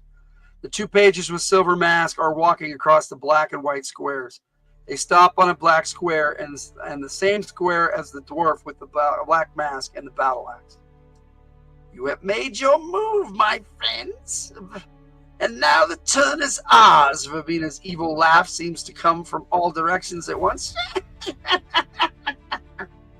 The dwarf steps forward, swinging his battle axe, and the picture vanishes as the closest page moves to block the blow. You glance at Derek. I suppose that means we're going to meet a dwarf, you ask. Montgomery's the name. The blurred hoarse voice comes from behind you. You whirl, your heart beating wildly, and you see a short figure wearing a long black robe. He has small, beady black eyes, a red nose, and pale skin. Under the robe, he wears a bright red satin uniform. He doesn't appear to be armed, and he is swaying noticeably. Abruptly, you realize you're facing a dwarf, and a drunken one at that. We play the disclaimer. There we go. Let me see if I can get this right. There we go.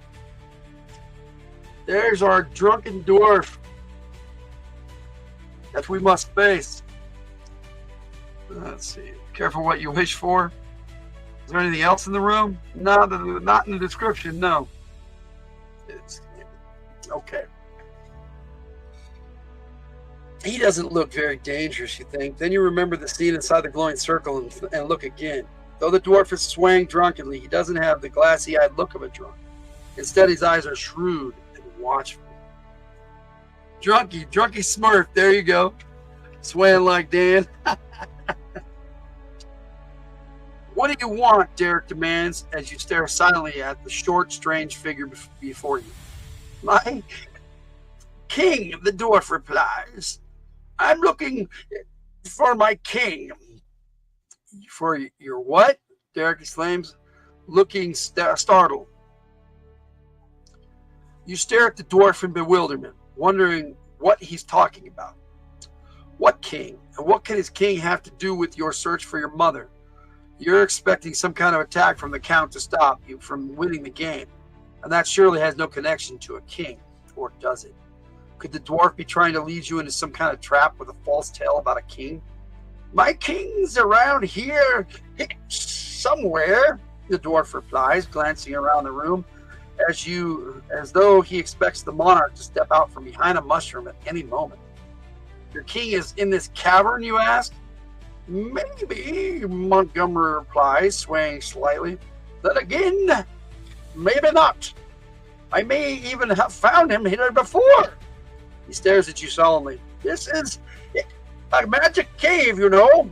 Once you leave it, you'll never remember having been in it or anything about it. It's okay with me, says Derek. It's not a place to have pleasant memories about.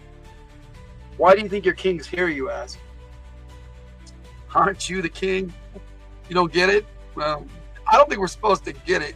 Do you want a Wonga? There you go, buddy. Star Wars joke. It's Patasi for what do you want? Yes, yes. The dwarf looked at you, swaying forward and peering drunkenly into your face. But you can't smell any alcohol in his breath. Uneasily, you wonder if he's pretending to be drunk and lying about why he's here. I know that the count is planning to sacrifice my king to the powers of darkness.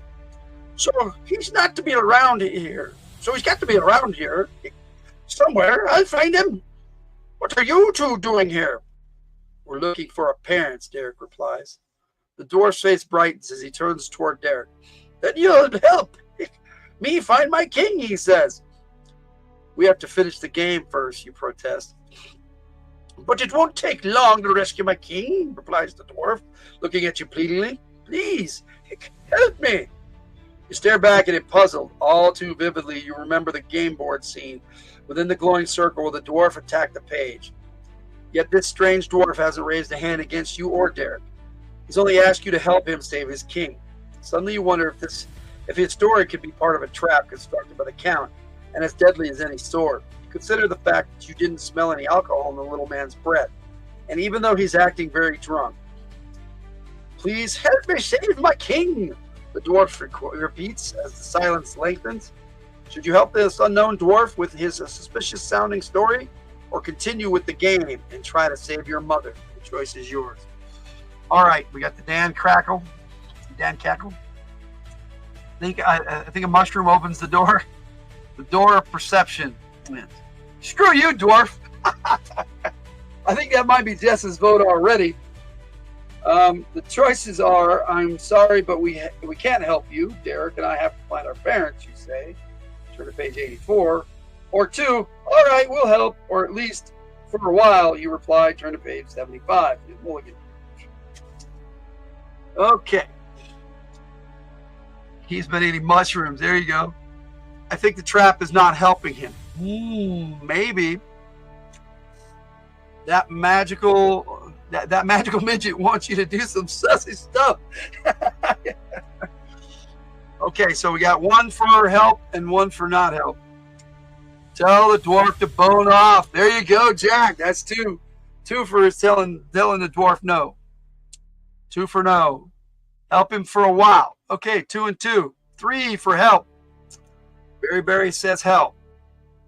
I don't know. I don't know. I don't what you said. Little kid, but feel you. But I feel you. Okay, I get it. I guess I help him. So that's a lot for help. I get one more for help. It's unanimous almost. What we got here? Cool. Yeah. Help the dwarf, as dwarfs are the best of fantasy races. All right. Coco B. I'm a dwarf. I play dwarves a lot. I like dwarves. I'm a dwarf guy too. Help. Okay. All right, guys. Looks like we are Tigers outvoted on this one. And oh, you want to help. Who is it said they didn't want to help? Victor said no, and I think Jess did. But Nevada Jack. Okay, tell the dwarf to phone off. Okay. Well, seems like the group wants to help. So we're gonna do that. All right, so turn to page 75 to help the dwarf. A lot of choices in this book. I like it. All right, let me get a drink here. Logan is a dwarf. Yeah, I'm a giant dwarf, really. Help! I need somebody help. Thank you, the dwarf says, his face lighting with pleasure. I knew you wouldn't refuse to help me find my king. We're all in this together, you replied, smiling back at him. Where do we start looking? Down here or upstairs in the tower? Asked Derek. Behind that blue door is a room that moves up and down through the tower, the dwarf explains. When the room is up, the Count's workshop can be reached from here. And I think that's where they've got my king.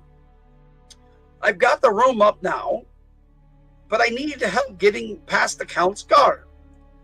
Have you got a plan to get past the guard? You ask impatiently, wanting to get the rescue over with so you can continue with the game and find your mother.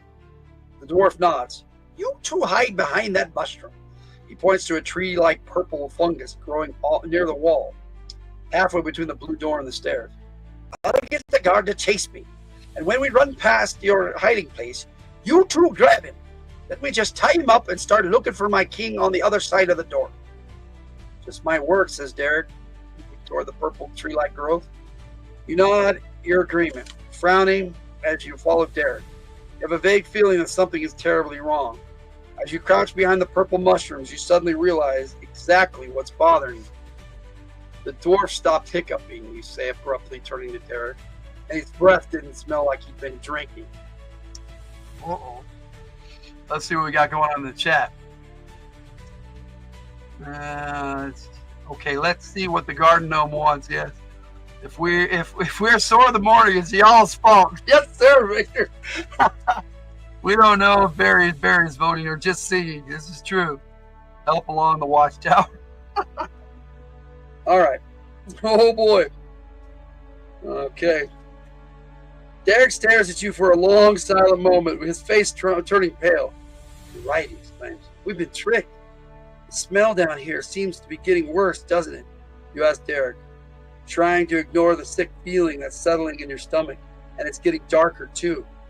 Let's get out of here before it's too late, Derek suggests hastily. You step out from behind the mushroom. A gruesome-looking gray slime is flowing across the glowing moss, throwing the entire cavern into darkness. As you stare at the sickly slime that has already surrounded the two of you, it moves noticeably faster and faster.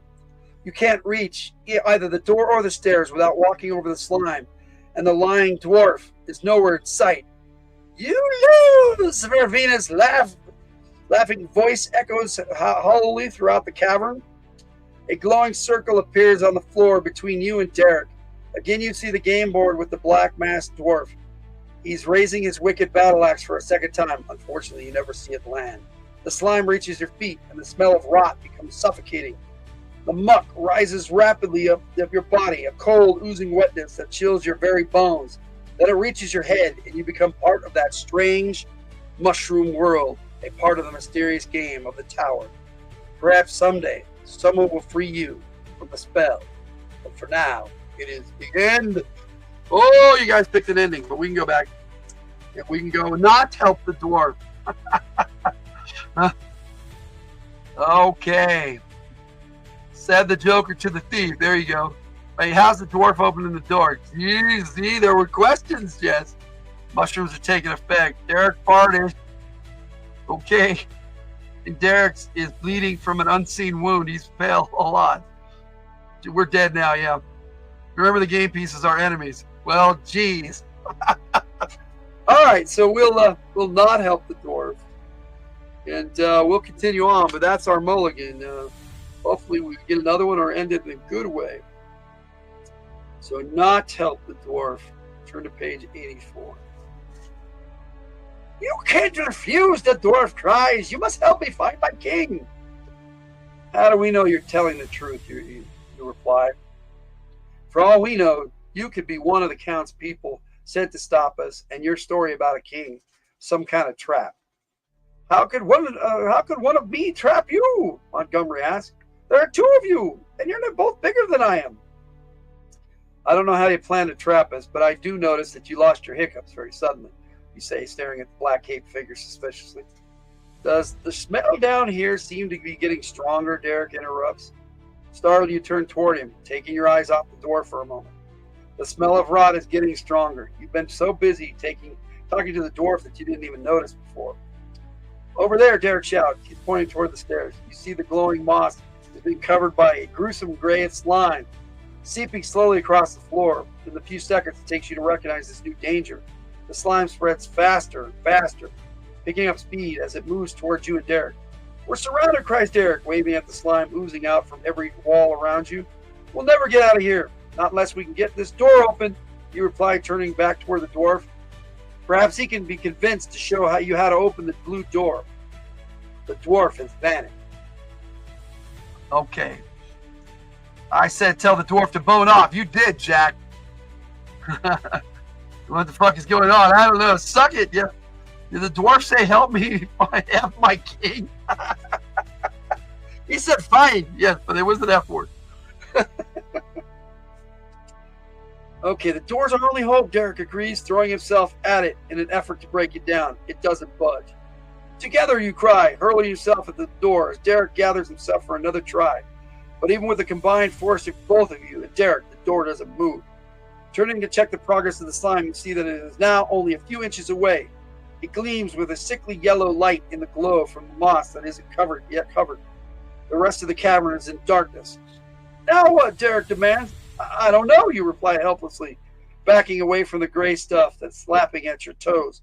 You extend your hands behind you, prepared to press yourself desperately against the hard wood of the blue door that you cannot open, knowing that you can't back away any further. Suddenly, the blue door appears in front of you. Startled, you turn around. The door is supposed to be behind you, not in front of you. With increasing bewilderment, you find yourself staring at the walls of a small, bare room.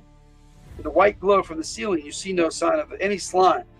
Glancing back at the door, you see Derek backing through it, as though it doesn't exist. A secret door! Run, the dwarf said. Use the dwarf as a key. Yeah, that was the idea, Jess, I think. As soon as he's inside, the room feels as if it's moving upward. Derek stumbles around in confusion. How? What? He stammers, stunned. The door must be an illusion. As long as we could see it, we couldn't open or break through, Derek says. When we weren't looking at it, it didn't exist. That was some illusion, you reply ruefully, rubbing the sore shoulder with which you had tried to break down a door that didn't really exist. I'll bet that dwarf story about a missing key was just to get us away from the door so we wouldn't find out it was an illusion. Probably, Derek agrees. You may have accidentally found the secret of the blue door, but you won't be able to find the key to winning by accident. Verbina's voice seems to surround you.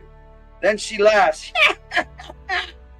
And once more a circle begins to glow on the wall in front of you. Inside the circle, you see the black masked dwarf with a battle axe. One of the pages is blocking the blow of the axe with his sword.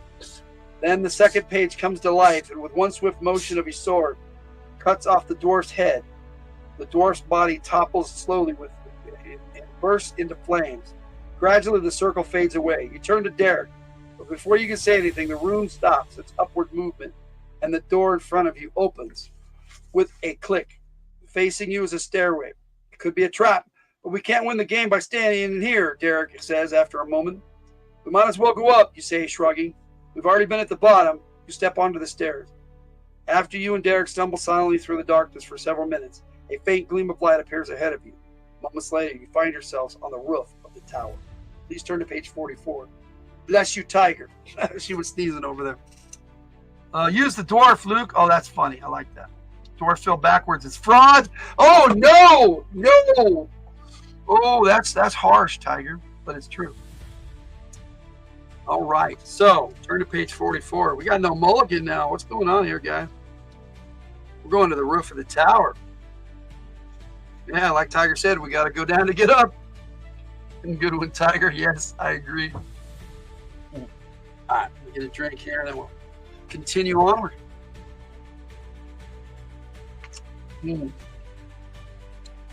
It's a velvety moonlit night. You and Derek are standing in the center of a flat circular area about 12 feet in diameter. The floor is covered with birds and many years' accumulation of birds' nests. Around the edge of the circle, like battlements on a castle, are statues of men and beasts. I got an idea. Let's see if we can change up the music just a little bit. I wonder why all these statues have their hands or paws over their ears, Derek asked. He walks over to the nearest one, an elf with an expression of deep pain on his face. Angry birds fluttering and squawking fly out of his way with each step until all the birds are moving restlessly. There's something strange about these birds, you say, watching them fly through the moonlight. You stare at them, wondering how they differ from the birds you know in your own familiar world. That's not all that's strange, Derek says. His voice sounds strained. You hurry across the roof to join him at the edge, ignoring the irritated squawks of the birds who flutter out of your way. Derek is looking past the statues toward the ground. You glance down at the land surrounding the tower and see a breathtakingly beautiful and peaceful picture of farms drowsing under a moonlit sky. There's the river, and there's the road that leads to the village, you point out. Only there isn't any village where it should be, just that glowing black dome. And Gray's asleep, but don't count on him for a vote. Okay, don't listen. Yeah, don't count on Ray for a vote and don't listen. That's funny. I know what you meant, Tiger. Don't listen. We'll cover our ears. And the forest we struggled through to get here is gone too, Derek adds. You look at him. We really are in a different world. Just like Verbena said at the beginning. Though you had been told you were in another world, you hadn't expected it to look so much like your own world, yet be so different. You glance back at the peaceful farm spread out beneath the tower. Tears prick at your eyes as a sudden wave of homesickness hits you. Will you ever find your way back? Garen, hey Garen, look at this, Derek shouts abruptly. Turning, you see the familiar glowing circle form on the layers of bird's nest between you and Derek. Inside the circle is the game board, the black spirals whirling around both pages, and where it touches their clothing, smoke begins to rise. If you can't beat them, join them, voice. Okay. If you can't beat them, join them, the voice, definitely not Verbena's, is faint, and you can make out the words only with effort. Abruptly, a flash of flame fills the circle. You hear an angry roar and the scene vanishes. Glancing at your companion, you see his lips moving, but you can't make out his words. The birds are making too much noise. What are you saying, you yell? That was my father's voice, Derek shouts. Then he frowns. Those birds are making an awful racket, and it's getting louder. You shout back, beginning to feel uneasy. You turn toward the birds, wondering how such tiny feathered creatures can possibly make such an ear-splitting noise. Maybe it's the past. That's a possibility. Yes, I was thinking that it could be that too. Anyway, the birds covering their ears. All right, let's do this. The birds start flying in a large spiral, narrow at the tip and wide at the top. It looks like a whirlwind, and a deafening shriek seems to be coming from inside it. The faster the birds fly, the louder and shriller the terrible noise becomes. Abruptly, one of the birds dives from the top of the whirlwind directly toward your face. Throw up your hands to protect your eyes from the stabbing beak and step back. Then another bird attacks, and another, forcing you backward until you are standing at the very edge of the roof, between two statues. From the corner of your eye, you see that Derek is in the same predicament. The birds are forcing him toward the edge of the roof. And still the masses of birds keep flying faster and faster in the whirlwind. And the noise grows louder and shriller until it makes your eardrums feel as though they're being torn apart, and your bones begin to vibrate with the sound. The heel of your right foot suddenly comes down on air. You're trapped. You can't step back any farther without falling off the top of the high tower. If the pain in your ears is growing ever worse, you must do something quickly. But what? Should you try to join the birds, as the voice suggested? But how?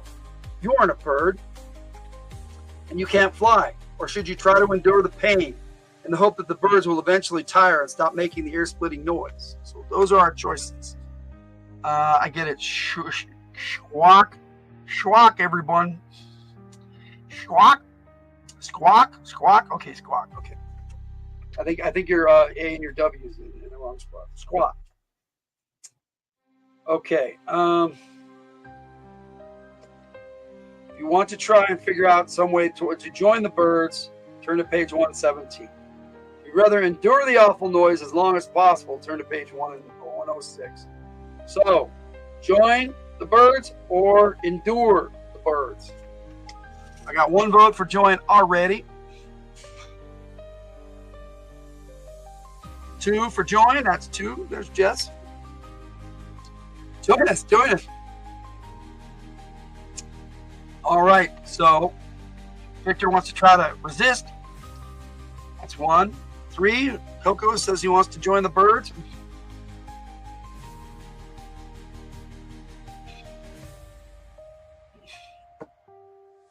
Let's see who else votes. The birds were a good band. Yes, sir. And actually a really interesting horror movie. I'm a bird. I'm a bird.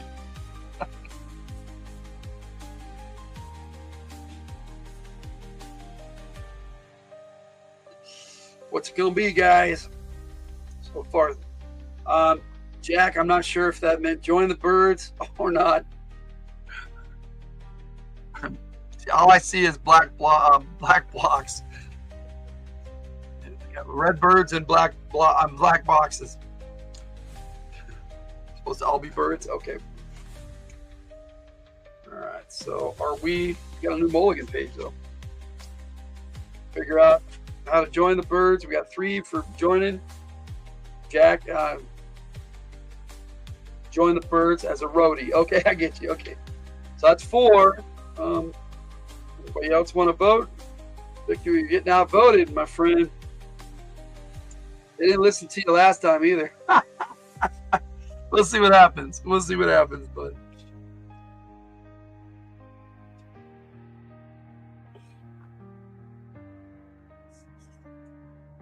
Hey, this really is a venture. I said, shall we venture into the Tower of Darkness? But this is a good one. All right. Okay, so I guess we'll take that as try to join the birds. It's all good. Yeah, okay, bud. So turning to page 117. That's all the votes we're going to get on this one. The voice has said to join the birds, but you can't fly. The only other way you think of to join them is to sing or whistle, and you are better at whistling. Dodging the birds still flying at your head, you force yourself to move forward, closer to the feathered whirlwind and away from the edge of the roof. Nervously, you begin whistling. As you near the spiral, the birds stop attacking, and an opening about the height and width of a narrow doorway appears in the center of the spiral in front of you. Taking a deep breath, you step through the opening into the blissful silence. Oh, Derek! No, just kidding. The center of the whirlwind is peaceful, dark, and strangely welcoming.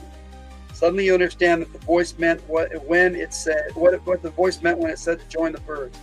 It hadn't meant singing or whistling. It had meant actually entering the whirlwind. Derek, in here! You shout at the top of your lungs, waving at him through the opening, which is now growing rapidly smaller.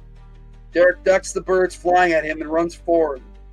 The opening widens again at his approach, and he dives inside.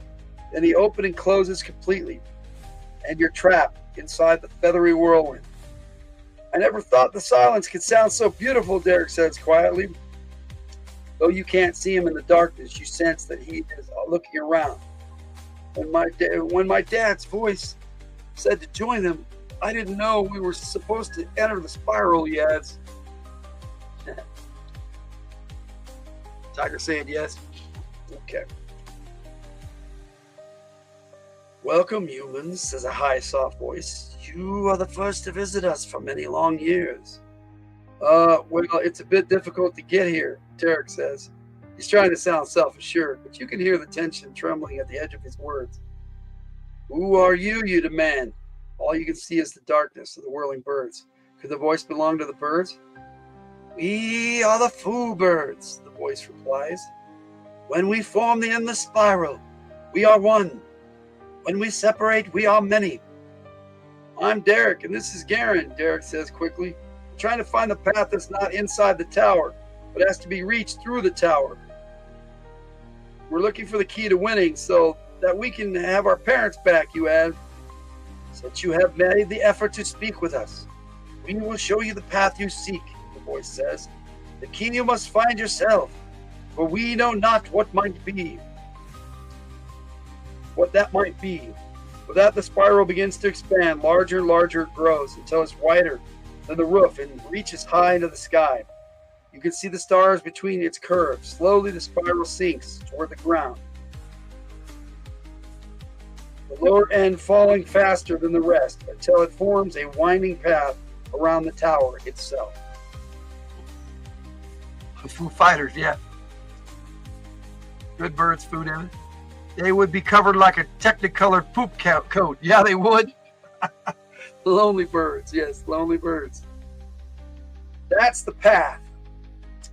The birds are the path, Derek cries. Running for the edge of the roof, where the spiral begins its long, twisting way down. Hurrying after him, you reach the tower's edge just as he steps onto the narrow path. From where you are standing, you see a thin, fragile-looking ribbon of birds circling the roof of the shorter rectangular building attached to the tower. The building within which lies the room where the game began only a few hours ago. You hesitate in front of the pathway. The ground is a long way down, and you wonder if the birds can hold your weight. You wonder if you will fall, plunging to your death on the earth below. Come on, Derek cries, sitting down on the top of the curving pathway. He starts forward slowly, then picks up momentum as he slides downward faster and faster, until finally he's only a flash of movement far below. The birds seem to be holding his weight with no problem, you decide. The witch did say that the key to winning lay on the path, and you need the key to rescue your mother. Gritting your teeth and hoping for the best, you step onto that narrow pathway. It holds your weight, and you take a tentative step forward. Suddenly you are sliding, gathering speed.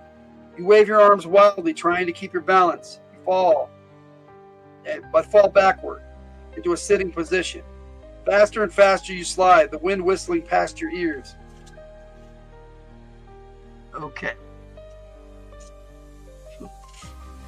The moonlight glints off of the stones in the tower wall, and suddenly you realize that they're set in a pattern. The path hides parts of it, turning the pattern into giant symbols. Even whirling through the starry night, you can't miss seeing the letters that are framed. V-E-L-A-S-C-O. Velasco, you say out loud. It sounds like a name, but whose? Could this be the key for which you have been searching? The slide ends abruptly, and you hit the roof of the shorter building with a thump. Derek is nowhere in sight as you get to your feet. A trapdoor opens in the roof in front of you. Looking down into it, you see battered wooden stairs leading into an unknown darkness. You hesitate. Should you accept the silent invitation into the darkness, or should you find your way off the roof? The game most likely will end where it started, on the playing board in the game room, which is somewhere below you. The stairs seem to lead in that direction. Yet the darkness at the bottom of those stairs could hide all kinds of traps and monsters.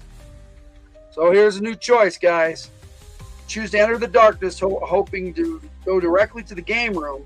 Turn to page 88. If you had enough of climbing around on dark stairs, turn to page 64. So, do we take the stairs, or do we try to find another way down? Up to you guys. We got a new mulligan.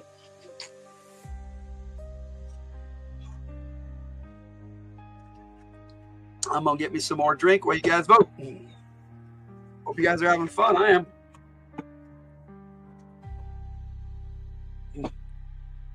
Stairs, you're lazy.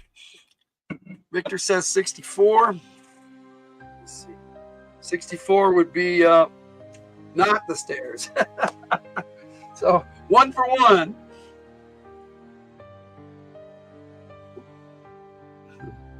Different way. Okay. So not the stairs. 69. Ray, that's not one of the choices, my friend. It should always be an option, right?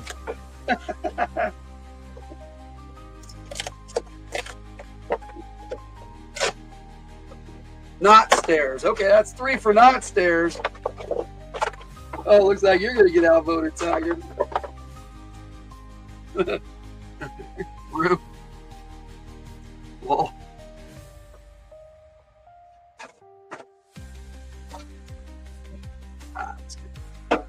Let's keep going here. So far, the vote is decidedly heading towards not stairs.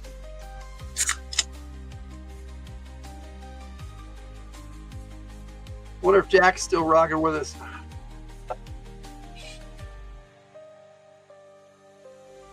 Oh, yep, he is. Bypass the stairs and take the elevator. So not stairs. That's 4.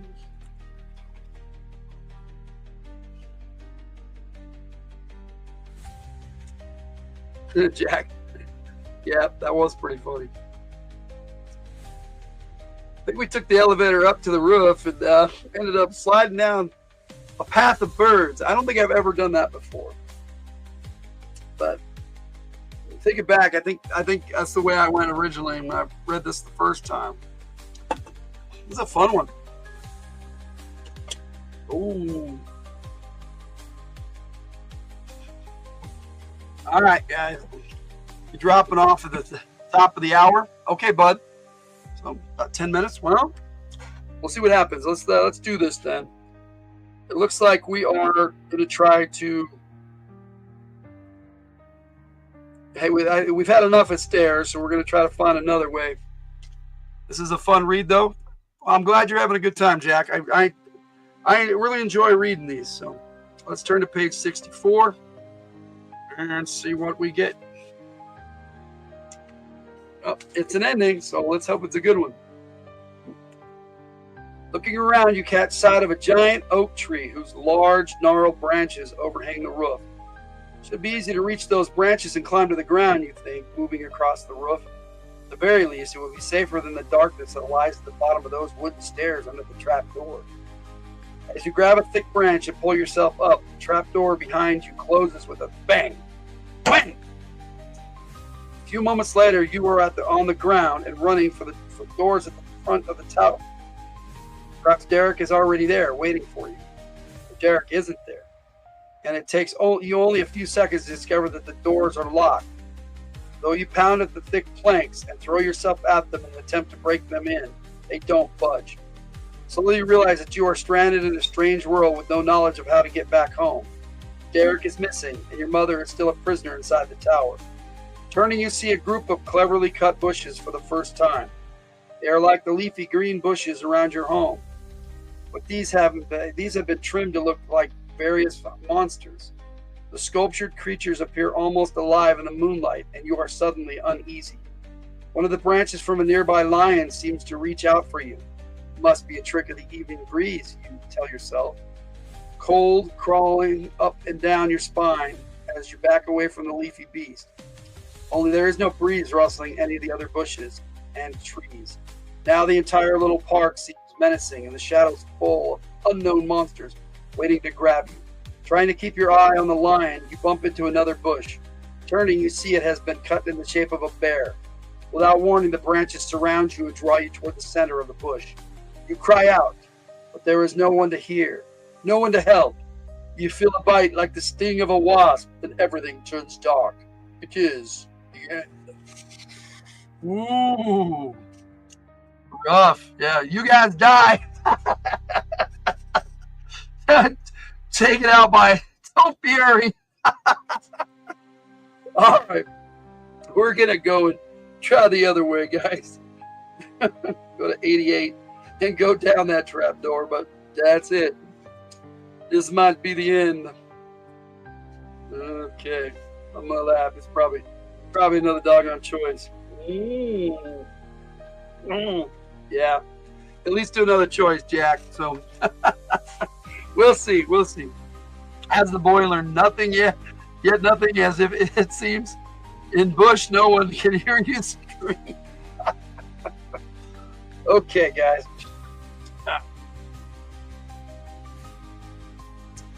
This is a pretty long one. It's a long read here, but deciding to accept the silent invitation because it should lead back toward the game. You climb through the open trapdoor and down the worn wooden stairs into the darkness below. The door drops shut above you. You jump at the noise and glance back, even though you know you can see nothing in that blackness. Lazy for the win, yeah. Welcome to the game room, Verbina's voice comes from the darkness ahead of you. You hear the rustle of cloth, and then a faint glow of flickering candlelight appears, revealing a small square room whose walls are covered by tapestries. The tapestry in front of you is being held aside by a wrinkled hand and a ragged black sleeve, and the candlelight comes through the opening. Stepping forward, you duck under the tapestry and glance at the black-robed figure holding it up. Verbina. She doesn't say a word as you step onto the game board and look around. The candles are still burning brightly along the walls, but only the silver-masked king and queen are on the board. The rest of the stones here have vanished.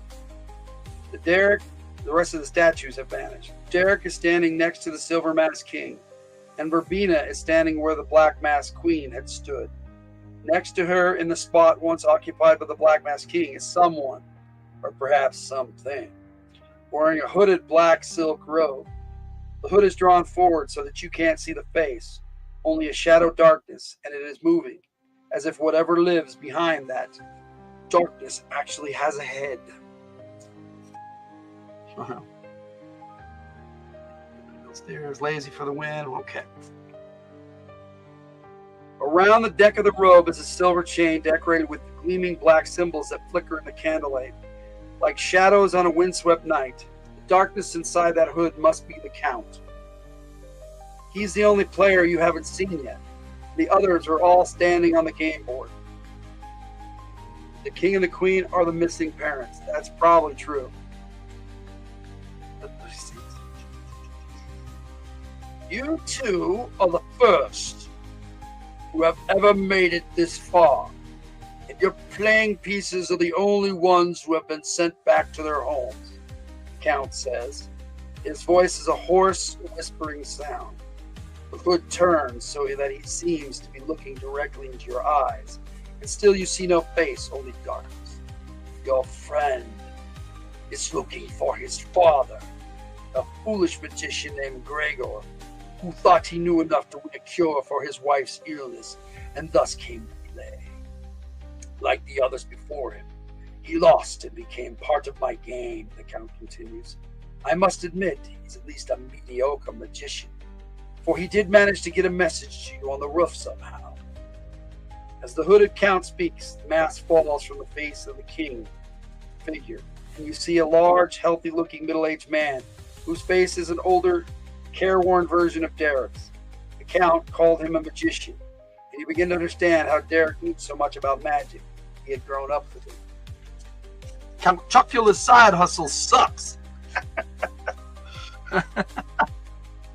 Oh, that's good. Okay. Father, Derek cries, grabbing the figure, but the man remains motionless, and a moment later, Derek lowers his arms and looks back at the Count. You see tears in his eyes. You still haven't won, the Count says, watching him. I am merely showing you the prize, not releasing him from my game. Not yet. Count turns back to you, and you are looking for your mother, a foolish woman named Eowyn, who heard a cry for help from inside my tower and entered to assist. She did not believe the old stories of the tower and thus became another part of my game. This time the silver mask falls off the queen figure, and you see your mother's face. Her eyes are filled with sadness, but her face is expressionless, and she doesn't move. You know the Count has not yet released her from the game. Fighting the urge to run to her, to put your arms around her, and feel the warmth of her embrace, you turn to the Count. First, you must win the game. You must keep your mind clear, free of any emotions that can confuse your reasoning. These are the prizes you seek, the count says. If you can give me the key, they will be freed from the game. If you cannot, they will be destroyed in flames, just like my game pieces that destroyed your actions in the tower.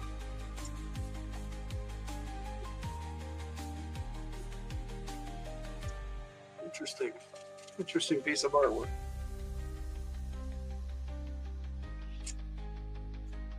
Okay. He points at the king and queen figures as he speaks, and you see flames rising from the bottoms of their robes, reaching up around the silent, motionless figures. No, you cry, unable to keep quiet any longer. The key, then. Well, they will burn, the count cries. You hear the triumph in his voice and know he is trying to upset you, to confuse you so that you don't use the key correctly. You clench your hands, the nails digging painfully into your palms. You must think clearly. Velasco, Derek cries loudly. The key is Velasco. The hooded robe seems to jerk, as though whatever lives inside cannot believe what it has heard. And the flames surround the king and queen figures, and the king and queen figures begin to subside. But who or what is Velasco? The count demands. You have a part of the key. Now you must say the whole. You think frantically. Velasco must be someone or something that could force the count to grant your prize. Could it be a demon or a monster of some sort? No. The count controlled the demons and monsters inside the tower. None of them would have control over him. An old story remembered from your childhood comes back to you. It's about a dwarf who can only be forced to do something if you know his secret name. Perhaps Velasco is the count's secret name, and the count is the one who could force himself to grant you your prizes. That's his true name? Maybe. We'll see. We've got some choices here. If you think Velasco is the count's secret name, turn to page 121. If you think there's something in the tower named Velasco that can force the count to grant your prize, turn to page 111. All right. So, is Velasco the count's secret name? Or is it someone else? Maybe. Yeah. This might be our last choice, guys. Hopefully Jack is still rocking with us. You know, he said to be taken off at the top of the hour. So maybe the last choice here.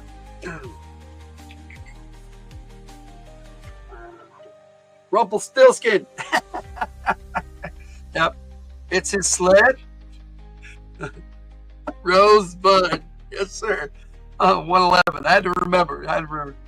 It's the count. Okay, that's one vote for the count. Lich is any day. Hey, Phil. What's going on, Uncle Phil? Welcome. Jack taking off. As he did say he was going to take off. So if he did, night, Jack. But if you're still here, welcome to jump in and give us an answer here. All right, so what are we doing? Is it the count or is it someone else in the tower? Always good to see you, Phil. Just finishing up this Endless Quest book here tonight.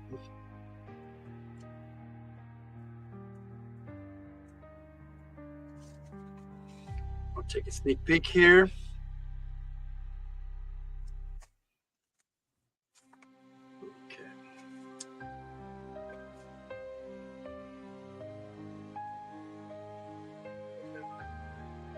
Publishes those. It was originally published by TSR, the same people who made D&D way back in the day. Not Hasbro, not Wizards of the Coast. That's okay. So, yep. Okay, Jess, what is your vote then, little Missy? She said count. So we got the vote from her. Someone else. So we got 1 for 1. What's up? Yeah. Who said it was his name? Okay. You said Rumpelstiltskin. Yeah, okay. Tiger counted that as her saying it's the count. So 111. All right, you're saying somebody else. So that's 2. 2 for 2. Oh, I'm sorry, I missed that before because I think you did say that earlier, Victor. You did. So 2 for 2. Let's see. Is it a count or someone else? Count for 121. Someone else for 111.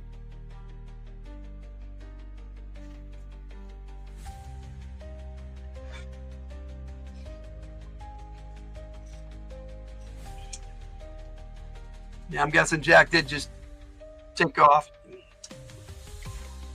Appreciate him rocking with us for a little over 2 hours.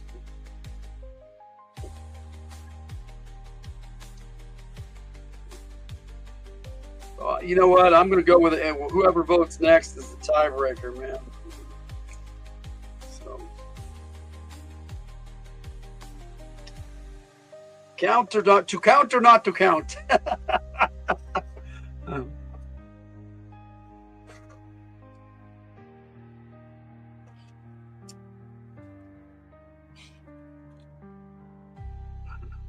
Dun dun dun. Yeah, there you go. 5, 4, 3 version 2 and time's up. 3 versus 2. 5, 4, 3 and well, hey, we got 2 for who's 3? Did somebody else vote? I got 2 for 2 here, Jess. You and Tiger say it's the count, and Coco and Victor say it's not the count. So we need one more. One more vote. And 9 people still in the chat. So.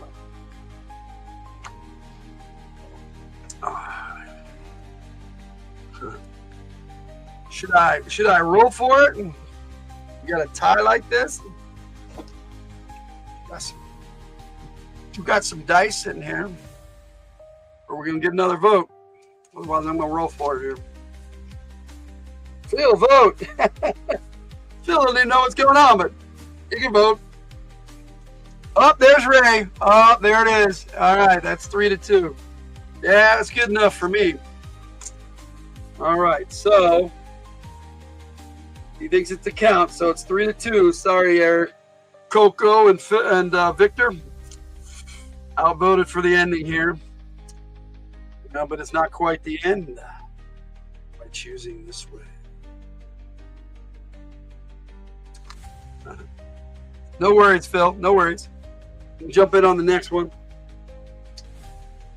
Velasco, we've won we've won fair and square, and by the rules of magic, you must grant us our prizes. You say, deciding that Velasco can only be the Count's secret name. You wipe nervous hands across your pants, hoping desperately that you have guessed right. You glance at Derek and see that he looks as worried as you feel. You're wrong. The Count has said both your mother and Derek's father will vanish in flames. You have no doubt that he'll do exactly what he threatened. You cheated, the Count screamed shrilly. No one can win my game but me. I set it up myself so that no one else could win. You must have cheated somehow, and since you cheated, you're disqualified and I win. Unless you can show us how we cheated, we didn't. You must abide by the rules you set up, Derek insists. You look over and see that the flames have vanished from around the king and queen statues, but they are still motionless. They are still part of the game. I don't have to do anything, the Count replies angrily. Velasco, I demand our prizes now, you say firmly, staring at him confidently, even though you're shaking inside. Other than the use of the Count's name, you have no way of forcing him to release your mother and Derek's father. There was a long, tense silence. Sore loser. I like that. You'll do better next time. All right. Very well, the Count says finally. His voice is grim and cold. All traces of his anger have vanished, and a premonition of danger causes icy fingers of fear to squeeze your heart. You too may have your prizes. Neither of you will live long enough to enjoy your win. Nothing in the rules of the game says I must grant you safe passage back home. He laughed with an evil, whispering chuckle. I'll take care of them for being I'll take care of Verbena cries, raising her cane and pointing it at you. I'll start with the one who has caused you the most trouble. She begins muttering something in a strange language you don't understand. It must be a spell of some kind. Run! A voice shouts. Whirling around, you see the king figure, Derek's father, suddenly beginning to move. He grabs hold of Derek and heads for the darkness of the tower room. But he moves slowly and clumsily as if he's been standing in the same position much too long. You see your mother, too, begin to stir, her eyes wide with concern. Garen, run! Before she kills you with that cane, your mother cries, struggling to move towards you. You hesitate, reluctant to turn your back on the witch and her cane for the time it would take you to reach the darkness of the tower room, but wanting to get your mother out of this room more than anything else. What a jerk. Yeah, sore loser. Look at that nasty witch, man, and the cane. Ooh, my. Yeah, matches the voice, though. Kick him in the nards. The Count's got nards? Yes, sir. All right. Your only choice is to attack Verbena. And you know the mere physical strength is no match for the magic of the witch and the Count. If you attack, you will probably be destroyed. So, you have one last choice, I'm guessing. If you decide to attack, if you decide that an attack will take the witch by surprise, it might give you an advantage. Turn to page 58. You want to just give yourself and your mother, and get yourself and your mother out of the game room. Turn to page 30. So, attack the witch, or try and get you and your mother out. That's our choice here. Now, I'm guessing the final mulligan of the night. All right, let's see what we got. He is a sore loser, man.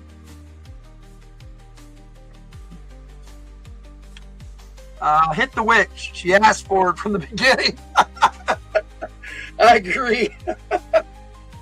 Attack. That's two. That's two. Attack-oo. Attack-oo. Attack. All right, let's get some more votes in here. Real smooch. I can speak. Come on, Jess. Attack or take off. I don't know. Attack the witch. No time to run. Kick the witch in the woman nard. There you go. That's 4. I'm gonna call that almost unanimous. So attack the witch. Turn to page 58.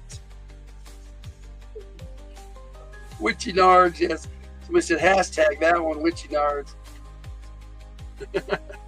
Beotes. Yes, Beotes and witchy nards. All right, here we go. Oh my goodness, this leads to another choice, guys.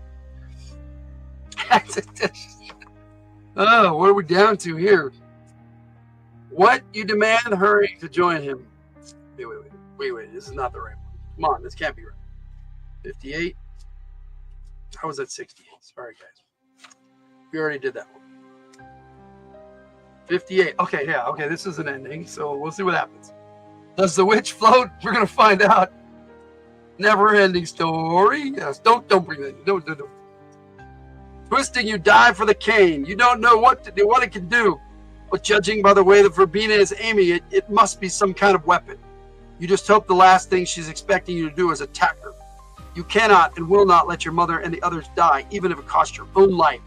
You grab hold of the cane, a flash of fire explodes before your eyes, and you feel a deep burning pain in your chest. The room begins to grow dark. Garen, no! Your mother cries. You feel her arms around you, and the wetness of her tears on your face. She didn't run, and you know you failed in your attempt to save her. Then the room turns completely black, and you feel nothing. The end. Oh, yeah, it's hard. You died.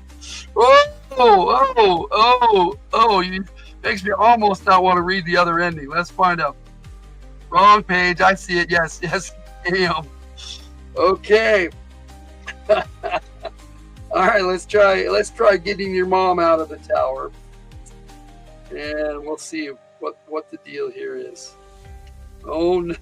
Okay. Funny enough, this one does actually lead to another choice. All right. Oh, I gotta go back. Yes. Yeah, that's the plan. Yes. Dodging the cane, Verbena is pointing at you. You grab your mother's hand and pull her toward the doorway that leads into the tower room. She stumbles and you realize she is too stiff from the effects of the Count's magic to have escaped without help. Never feel the wrath of my magic, Verbena cries. A flash of brilliant light fills the game room. You glance back and see a large smoking hole in the spot where you have just left. You run faster, a few steps ahead of you. Derek and his father are also running for the darkness of the tower room. You will never escape from me, you hear Verbena's cry.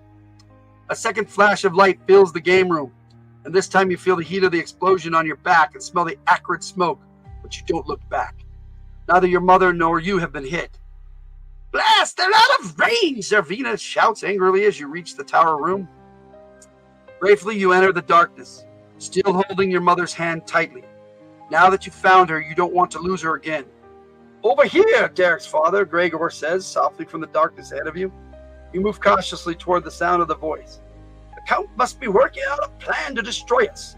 Neither he nor Verbena are following, he adds. What are we going to do now, your mother asks.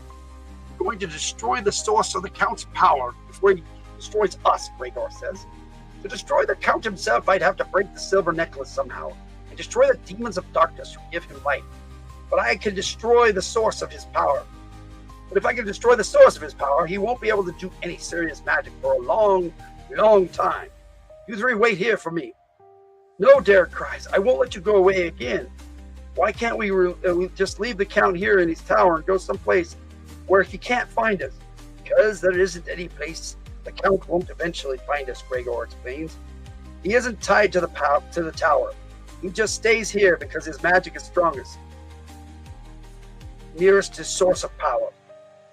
Go quickly, before the Count attacks us here, Mother says urgently, giving you a hasty hug and pushing you toward the door. You're not coming with me? Gregor protests, turning towards your mother. I'm going by myself. Count will certainly attack anyone trying to destroy the source of magic, and I won't let you face his attack by yourself, your mother explains. You know by the set of her mouth that she won't change her mind. Besides, it's liable to be just as dangerous outside as it is in here, Derek adds.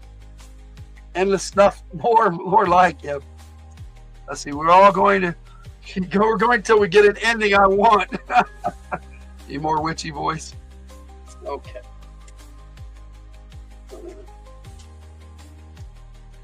You know that Derek is wrong. A magician is always most dangerous nearest the source of his power. And outside the tower can't be possible. It can't possibly be as deadly as where both parents are planning to go. Even if there are traps outside, you probably have a better chance of avoiding them than Gregor has of destroying the source of the Count's power. Moreover, having you and Derek along might hinder Gregor's plan. However, you know that you found your mother. You don't want to lose her again. And after what the Count has put you through with his game, you'd like to take part in destroying his power. The choice is yours. What will you do? Where's the necklace? I don't know, Jess. Around his neck, maybe. I agree, Tiger. Okay. If you decide that as long as you're in the tower, you and your mother will face the dangers together, turn to page 100. If you feel that Gregor and your mother would have a better chance of succeeding without you along, turn to page 35. 100, face the danger or escape, 35.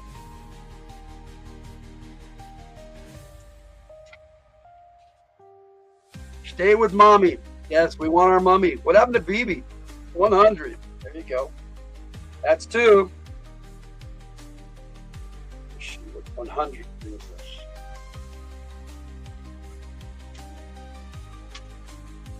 Oh my goodness.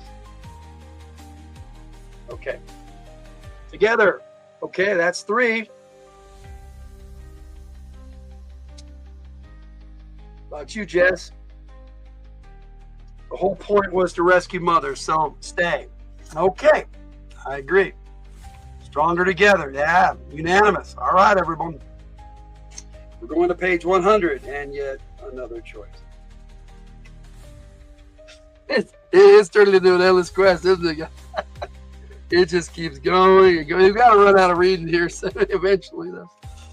No matter what you say, Mother, I'm going with you. You needed us to free you from the game, and you may need our help to destroy the source of the Count's magic, you declare. It's safer if we stay together, adds Derek. You're right, your mother says from out of the darkness. Very well, but we must destroy the source of the Count's magic before he destroys us, Gregor replies. Eowyn, you've been here the longest of any of us. Do you know where the source of the Count's magic might be? I overheard the Count and Verbena talking about a hidden workshop under the tower, your mother offers. The Count's workshop, that's got to be it, Gregor says excitedly. The stairs leading down are next to the doors, Derek interjects quickly. Then let's get going, Gregor orders. You hear 2 sets of footsteps moving across the floor of the tower room. You and your mother follow the echoing footfalls, and a moment later you're stumbling down the stairs, through the darkness with the smell of decay growing stronger with each step. I don't like this, your mother says, as you reach the bottom of the stairway, a room-sized cavern crammed with mushrooms of all kinds and color. A dim yellowish light emanates from the yellow-green moss that covers the floor and parts of the mushrooms. You can vaguely make out the blue of the door at the other end of the room. There is no sign of movement in the cave, no sign of anything other than the fungi. Hey, we've been here before. Are we there yet? Almost, Berry. I hope, anyway.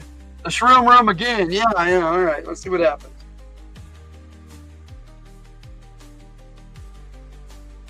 Okay. Why haven't we heard from Verbena and the Count by now, wonders your mother. They wouldn't let us get away this easily. Derek's father laughs.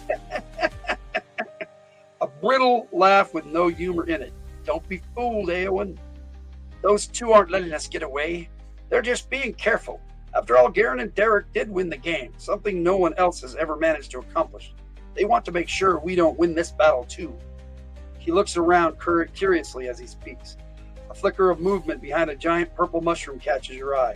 You stare through the yellowish dimness, wondering if you really did see something move, or if it might have been a fleeting shadow from your own movements through this strange underground world. The odd mushroom shapes and dazzling variety of colors in the chamber are confusing, and you're not sure you should trust your eyes. Look over there, your mother exclaims. She points across the cavern. That blue door opens into the workshop when the room that moves isn't there, she says. The room that moves? Gregor asks. I've never heard of it. Your mother shrugs and shakes her head. I don't know what it is. The Count of Verbena just mentioned it once. The dwarf again? I don't know. Yeah, we were already here. Is this the white room and with the black curtains? Yeah, maybe, buddy. Maybe. Well, let's head for the blue door, says Derek impatiently. At least it's not a green door, right? And his father nods in agreement. Staying a little behind the others as they move toward the door at the opposite end of the cavern, you try to watch the mushrooms without being obvious about it. A few seconds later, you catch a glimpse of green shifting behind a fringe of coral mushrooms, several feet away from where you first saw movement, and you know your group is being followed by someone or something who's taking a great deal of care not to be seen. You fight back the urge to pull the unknown watcher from its hiding place and force him to explain why he's spying on you. The watcher could turn out to be a dangerous monster, and you might be badly hurt before the others could come to your aid. Perhaps it would be better to tell the others, but that would also tell the unknown Skulker that he's been seen, and it might precipitate an attack by Verbena and the Count. As long as they know you don't know you're being followed, you have an advantage over them, and you'd like to keep it. If you just pretend you have noticed nothing and keep your eyes open, you may get a better look at the Skulker and perhaps even a better opportunity to capture him as well. Yet if you wait too long, you may end up walking right into a trap. The kind of vicious trap only Verbena and the Count could dream of. Once again, the choice is yours. What will you do? See Barry singing again. At the station, take the stairs. Got to be the fraud dwarf. Maybe. All right, so here's our choice. And yet again, a new mulligan. We got 3 choices on this one. Here we go. If you think it's most important to find out why you're being followed, turn to page 20. If you prefer to tell Gregor and the others what's going on, turn to page 132. If you choose to go on spying on the spy, turn to page 146. Eyes open. Okay. That mean you want to keep spying on the spy, Victor?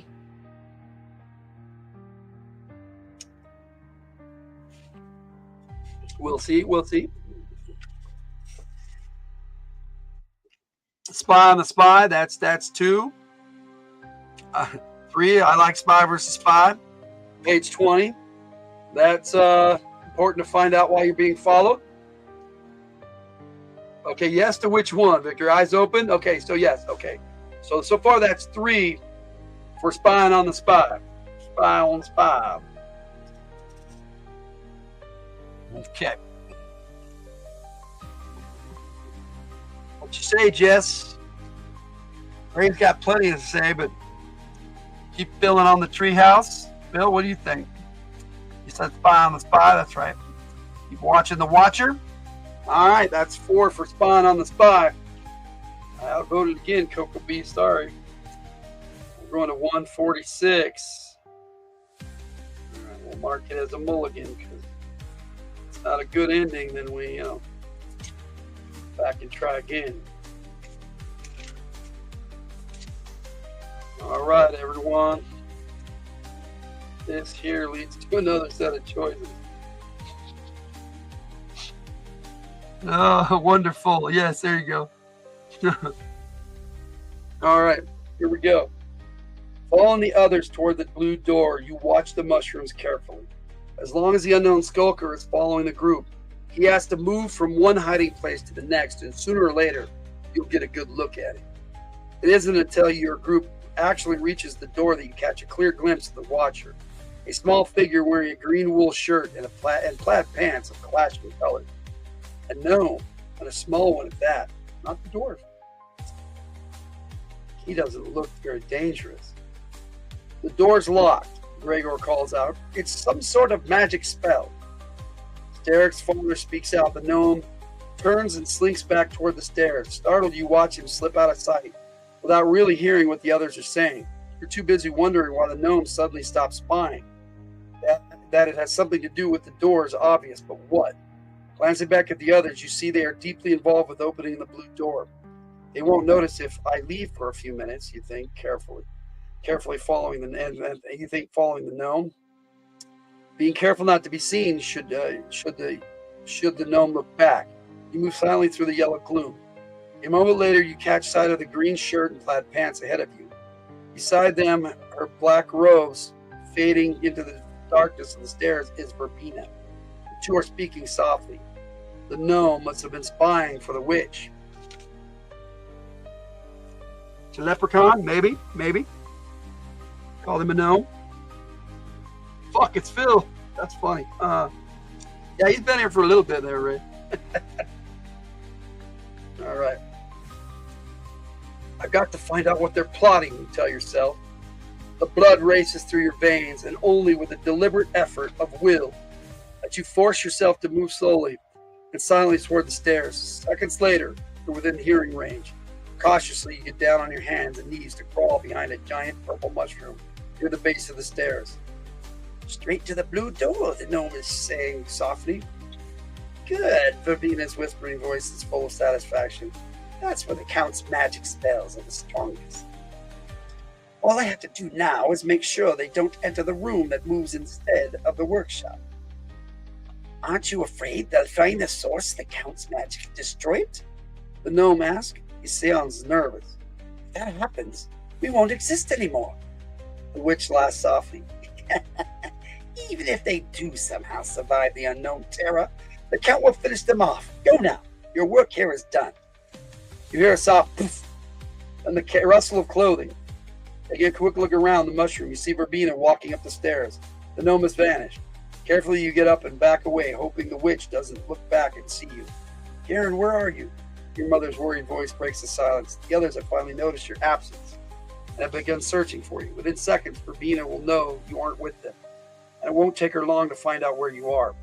Whirling, you break into a run, dodging every few steps in case Verbena is pointing her cane at you. You hear the witch's cackling laugh, but no smoking holes appear behind you, as they did earlier in the game room, and you reach the others safely, gasping for breath. You tell them what you overheard.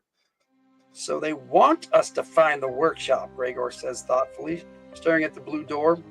You know he's thinking that the unknown terror may be very dangerous. The Count would never let you find the source of his power unless he was sure you wouldn't live to destroy it. Wait for me here, Gregor continues. If I'm not back in a half hour, you'll have to come in and get me. You boys will only get in the way if you go with us, your mother says to you, giving you a hasty hug, moving toward the door. Us? Echoes Gregor, looking at her. What makes you think you're going with me? I told you before that I'm not going to let you face the Count's attack by yourself, answers your mother firmly. You're not going to face the unknown terror alone. She stands in front of the blue door. Now, if I understood you correctly, as long as we can't see the door, it can't stop us. She closes her eyes and walks through the door, vanishing into whatever lies beyond. Wait, Gregor cries, closing his eyes and following her. You and Derek look at each other. They want us to wait here, Derek says. Should you follow your mother and Gregor through the blue door, or wait, as your mother suggested? Perhaps she's right, and you'll only be in the way if you want to help. On the other hand, she did need your help to rescue her from the game, to escape the game. Okay. What do we got here? Giant purple mushroom. Ever go by that? Let's see. Ever go by that? That might be one of these stage names. Yeah. Gnomes always keep their secrets. No matter what. Here you go, Barry. So, we can deal with this terror and can destroy the necklace. Gnome spelled backwards is, hey mom, hey mother. I only came here to save you, and that's how we lost your mom. All right, so are we going to obey orders, or are we going to go help? Follow your mother and Derek's father and give them any help you can. 134. You'd rather stay out of the way. Turn to page 53. Go with them too. Yes, yes. Just because she's an adult doesn't mean she knows anything. I'm taking that as go with them, Jess.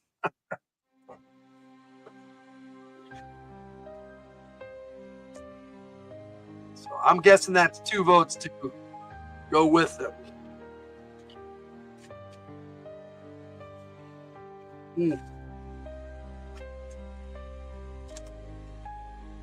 Oh my goodness. Let's go with. Yep, that's what I thought. Go with. That's 3. Stay together. Yep. So that would be going with. Or, okay. I'm taking that. Let's go with. What do you say, Vic? What's your vote too, buddy?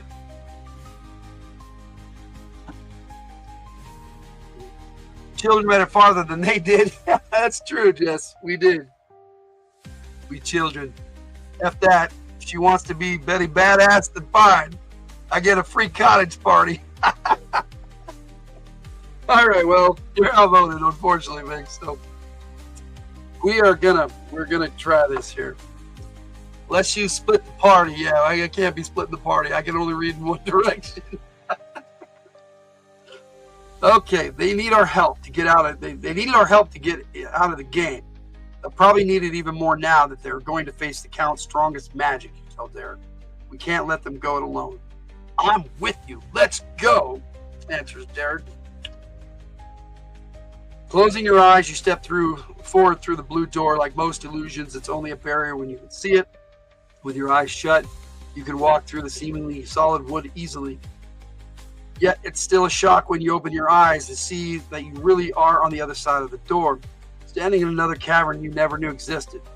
Derek follows you through the door and stops next to you, staring open-mouthed at the Count's workshop. Neither of you says anything. The rough stone walls of the cavern are covered with shelves full of bottles and other magic supplies. You stare at a bottle of tiny eyes marked nudes. Beside it is a dried hand marked magician's canter. Torches attached to the shelf supports fill the area with a dim light, as if their flames were somehow darkened by something within the cavern itself. Near one wall is an altar made of a smooth, semi-transparent black stone. On the top of the altar is an opal dagger and a large book that can only be a grimoire, a book of magic. Your mother and Derek's father are standing in the center of the cavern, staring at a giant pulley system. Thick ropes lead up from giant wooden wheels into the darkness of a shaft, cutting into the ceiling from where you're standing. You can't see what's in the shaft. Okay. do this. What, no everlasting troll jerky? Yeah, there you go. So when the room that moves is down here, anyone coming through the blue door would find themselves in that room, being taken upward without ever suspecting that this workshop exists, Gregor explained, looking up towards the top of the shaft. Your mother nods. And since the room is up, it must mean the Count wants us to find his workshop, she adds. Which means the Count is pretty sure he won't survive the unknown terror. We won't survive the unknown terror, finishes Gregor. I'm glad we left the boys outside, your mother says, glancing toward the door. Her eyes widen in alarm when she sees you and Derek. Why aren't you waiting outside, she demands. What are you doing in here? We thought you might need our help, you reply. You might need us, Derek adds. Gregor turns. It's too dangerous, he says angrily. The unknown terror could show up and show up here any second. Hide, a soft voice interrupts. It echoes through the cavern, seeming to come from all the walls at the same time. Though you look around, you can't see the speaker. Hide, the voice repeats more urgently. This time, the unknown terror comes. Let's see. We can make a potion and cast some spells. Yeah, if we knew what we were doing. Suddenly, the light from the torches vanishes, and whispering voices all over the cavern cry out in terror. You sense movement, as if hundreds of beings were running in blind panic. The breeze of their passing ruffles your hair, but you don't actually feel them push past, nor hear the sound of their footsteps.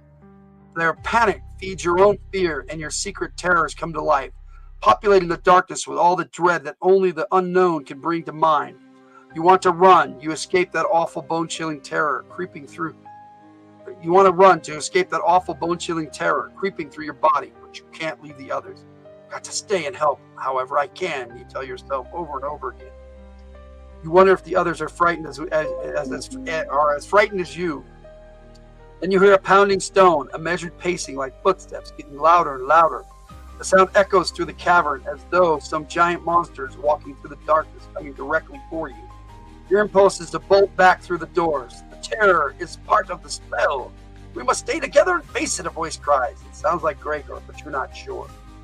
The fear is making your blood race, as though you have been running frantically for too long, and you can barely hear above the pounding of blood in your ears. Maybe you can hide, although the only possible hiding place in the workshop is behind the altar. Perhaps it would be better to stay and face the unknown terror, as Gregor said, that could lead to your death. All right, here we are with another choice. I was going to say last, but who knows? You decide that hiding behind the altar is the best chance. Save yourself, turn to page 143. Or if you feel that facing the unknown terror may break the spell and save all of you, turn to page 15. Let's see what we got. We can make a potion cast. That's where we were. Okay, all right, there's our choice, guys. Hide or face the unknown.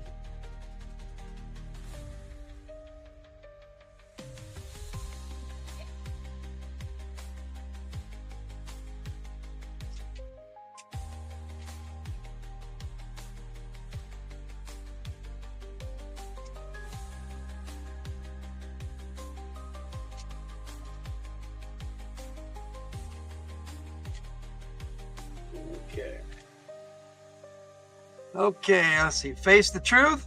Face your fears. That's 2.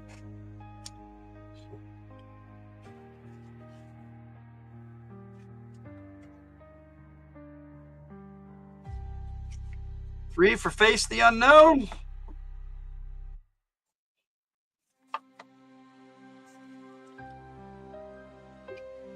Tiger, you got a vote over there, or did you go to sleep on me? Face the unknown or hide? The unknown terror. Can't destroy the necklace if we don't. I'm right there with you, Jess. I think you might be right. Face your fear, that's 4. All right. Face the fear it is. Your whole body quivering with fear, you stand silently in the cold darkness, waiting for the unknown terror. The source of the evil, Count's magic, must be destroyed, or you'll never be free to live in peace with your family. And you cannot destroy the source by running away. A faint greenish glow appears in the darkness before you. Slowly, as the terrible pounding grows nearer, the radiance becomes brighter. You can see a long, thin face of incandescent green, with a beard and heavy eyebrows set in a permanent frown. Small, beady eyes of glowing green stare directly at you, and the mouth opens, revealing long, pointed white teeth. You've never been so frightened in your life. You grab for Derek beside you, and the two of you hold onto each other tightly. You can feel Derek's arm trembling under your fingers. He must be as scared as you are. We've got to face it. We've got to face it, he mutters. His voice is shaking, and you know that, like you, he's fighting the overwhelming urge to hide somewhere, anywhere, or to turn and flee back through the blue door to the mushroom cavern. We've got to do something, you say, your fear turning abruptly to anger. You must face the unknown. You aren't going to face it shivering with fear like some terrified rabbit. You'll face it proudly, battling every inch of the way. You let go of Derek and, drawing on every ounce of strength and courage you possess, throw a punch at the center of that glowing green face in front of you. Your fist hits something soft, something that bounces under your fingers like a rubber ball. The awful face seems to grow smaller as it retreats, and the pounding of the horrendous footsteps is cut off abruptly. The torches along the shelves flicker, and their flames reappear, once again, lighting the entire cavern. You stare in a stunned amazement at a large, black, rubbery object inflated to gigantic proportions. On the outside of the bag, painted in glowing green, is the face of the monster who terrified you. Why, it's nothing but a big balloon, Derek says, disbelief in his voice. His face is white, and his eyes are wide with the memory of fear. Just a big bag of wind, your mother adds in an awed voice. The balloon begins to deflate, growing slowly smaller and smaller, until finally it's no more than a small patch of black on the floor. The patch slithers into the base of the altar, almost as though it's running away to hide now that its secret has been discovered. It's the fear and terror, not the reality, which are dangerous, Gregor says. The truth is always less terrible than our fears. Does this mean we destroyed the source of the Count's magic, you ask hopefully, turning toward Gregor? You're still shaking from the reaction of your earlier terror, and you don't feel ready to face any more of the Count's surprises for a while. Hey, Papa and Baby Bear. How you doing, Papa Bear? Good to see you. Let's see. It's just a decoy, yeah. What did the parents do? Nothing. Well, they were facing their own fears, right? Probably holding each other over there with trembling fingers. All right. We're reading an Endless Quest book, Papa Bear, and we've been at it for almost 3 hours now, so let's see if we can get through this. You have destroyed one of my most effective spells, and for that you shall pay. The whispering voice of the Count comes from behind you, and you feel the hairs on the back of your neck stand up. You stare ahead of you, not wanting to turn and see the Count's dreading. Not see the Count, dreading the reality of his presence in the cavern with you. Gregor stares past you, his eyes widening in horror. He raises his hands, and a remote expression comes over his face. He begins muttering in a strange language you don't understand. His words have the hypnotic sing-song quality of an incantation, and you know he's working a spell. Twice you hear the name Velasco. The unknown terror was only one of my spells. It was not the source of my power, the Count says. My source is the altar, and you are a fool to threaten me here, so close to my source, Gregor the Magician. You feel an icy blast of air pass your arm, and Gregor freezes. Frost forming over his features, his hands are still upraised. Glancing at your mother, you see the same white film forming over her face. She too is facing the Count. From the corner of your eye, you see Derek diving for the altar. He glances up as he reaches for the dagger. And then, he too freezes, his hand only inches from the hilt of the weapon. Let's see. Just coming by to show support, left a thumbs up on the channel. Thank you. Appreciate it, bud. And what did the parents do? Nothing. Okay. Most effective, huh? Yeah, we'll see. We'll see. Come to me, the Count whispers, and you know he's speaking to you. You're the only one who hasn't been frozen by his magic. You know that if you turn, you'll fall under the Count's spell. But you can't stand with your mind. You can't stand with your back to the evil figure forever. Your mind scrambles frantically for a plan. What will you do? Should you attack the powerful Count, trying not to look at his face, or go for the dagger? Derek almost managed to grab it before being transformed into a motionless, frozen statue. The fact that the dagger lies on the black all-stone altar beside the grimoire must mean it's a magical device of strong powers, or it would be on the shelves with everything else. Yet you are no magician and know little of magical weapons. Perhaps it would be better to attack the Count with your bare hands. Come to me, the Count whispers again. His voice commands your attention. Your will is very strong, and you are very brave, the master of the tower continues. I can use beings like you. Join me, and I will fulfill your wishes. Grant all your desires. Even the knowledge that the Count is an evil magician doesn't make his offer any less compelling. You know he's lying, but still you are drawn. Something in his voice makes the impossible seem real. You must decide what to do, and quickly, or you'll become another motionless statue. The Count's magic is powerful, and you cannot hold out much longer.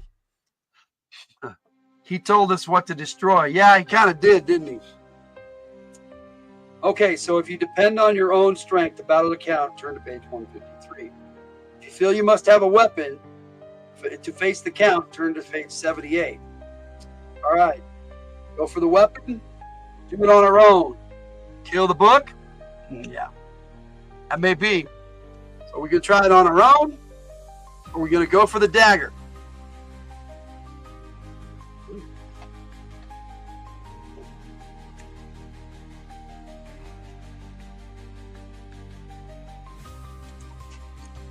Tiger keeps falling asleep on us. Tiger, go for the attack the Count on your own, or go for it. Maybe we haven't found out yet. Or go for the dagger and try to get him with the dagger. Okay, Victor says go for the weapon. Do it on your own with your own fist, or go for the dagger. We got one for the weapon. Kill the book. Yeah, we got two for kill the book, but our options are attack the Count with our hands or go for the weapon. Hello, Gray. Gray saying hi. Yeah. All right, so Jess, what do you think?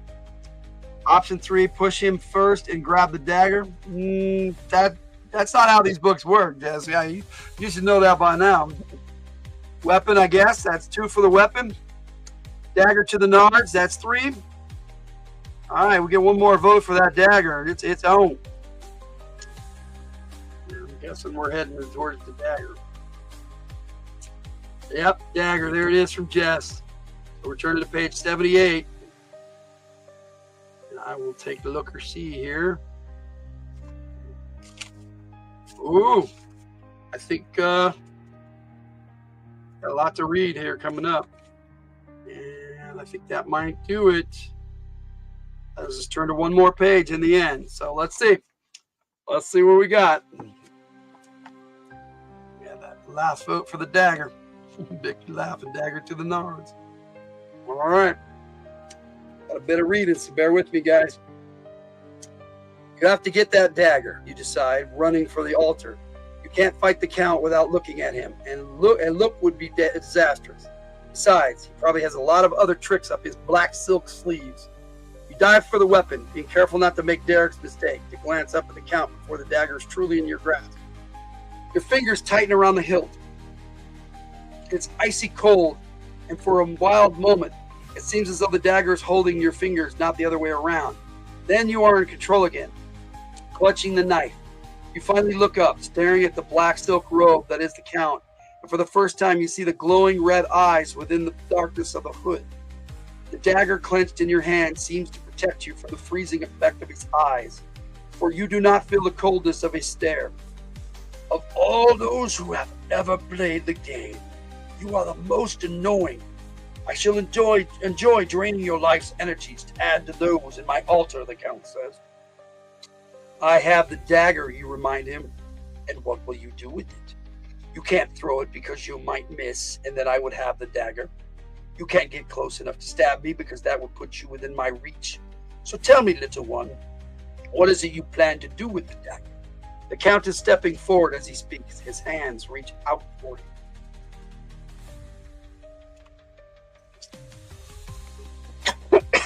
All right, let's see if we can get through it. You strike for whatever lies between those glowing red eyes, but the Count catches your arm, and the blade slices smoothly through his silver necklace instead.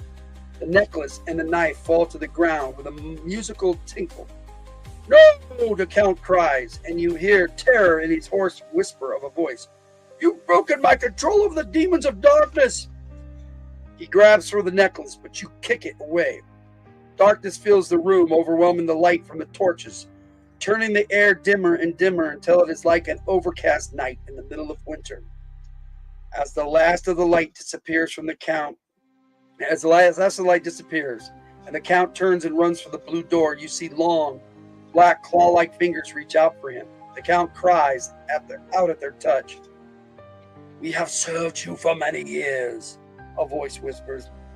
It sounds like the wind creaking through the trees on a cold winter's day.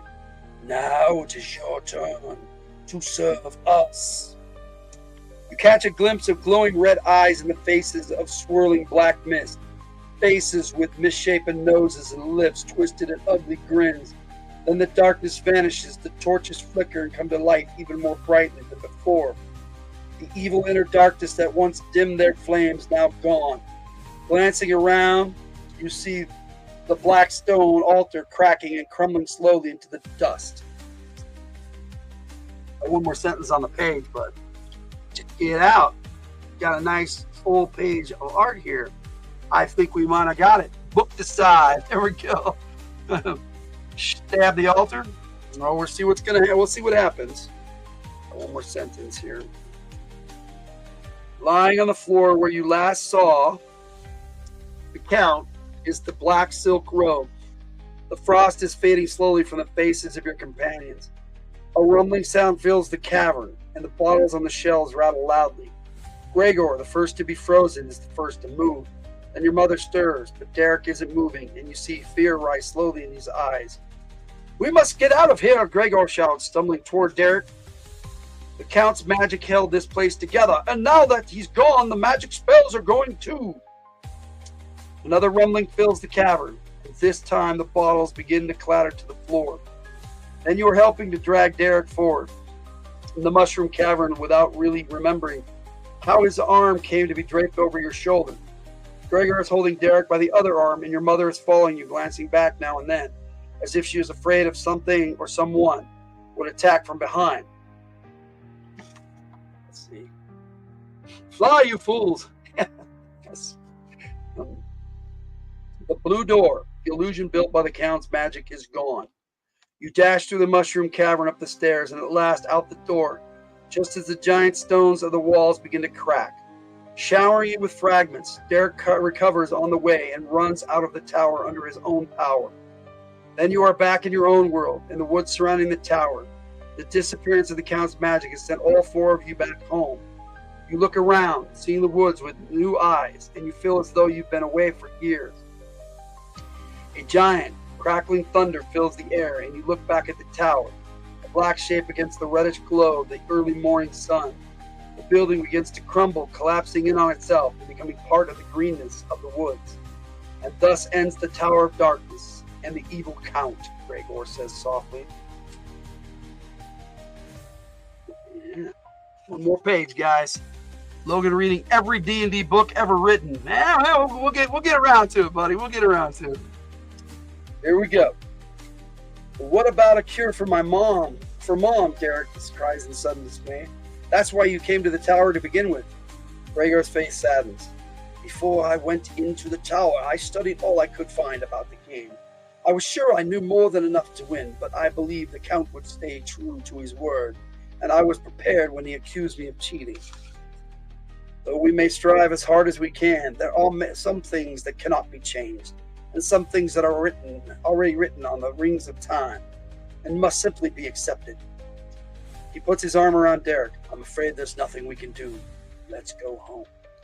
Sometime later, as the four of you walk slowly through the woods, you and Derek drop behind the two adults.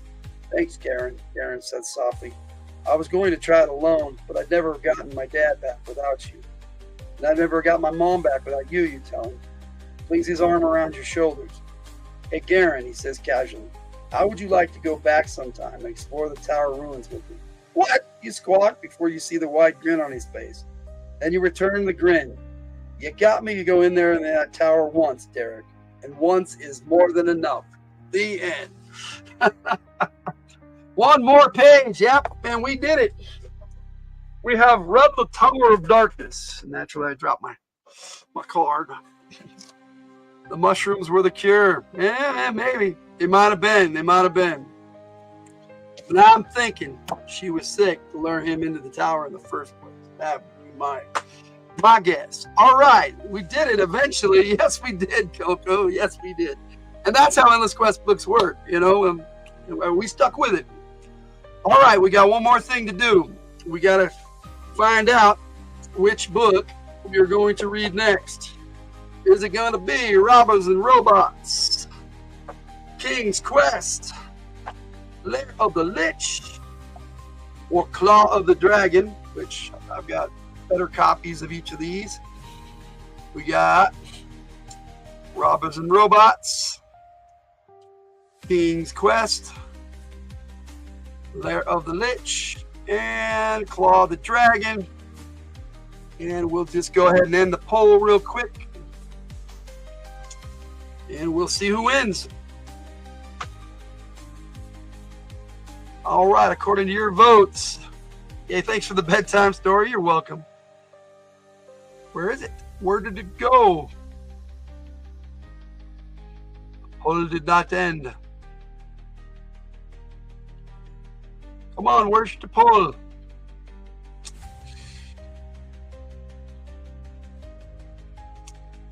There it is.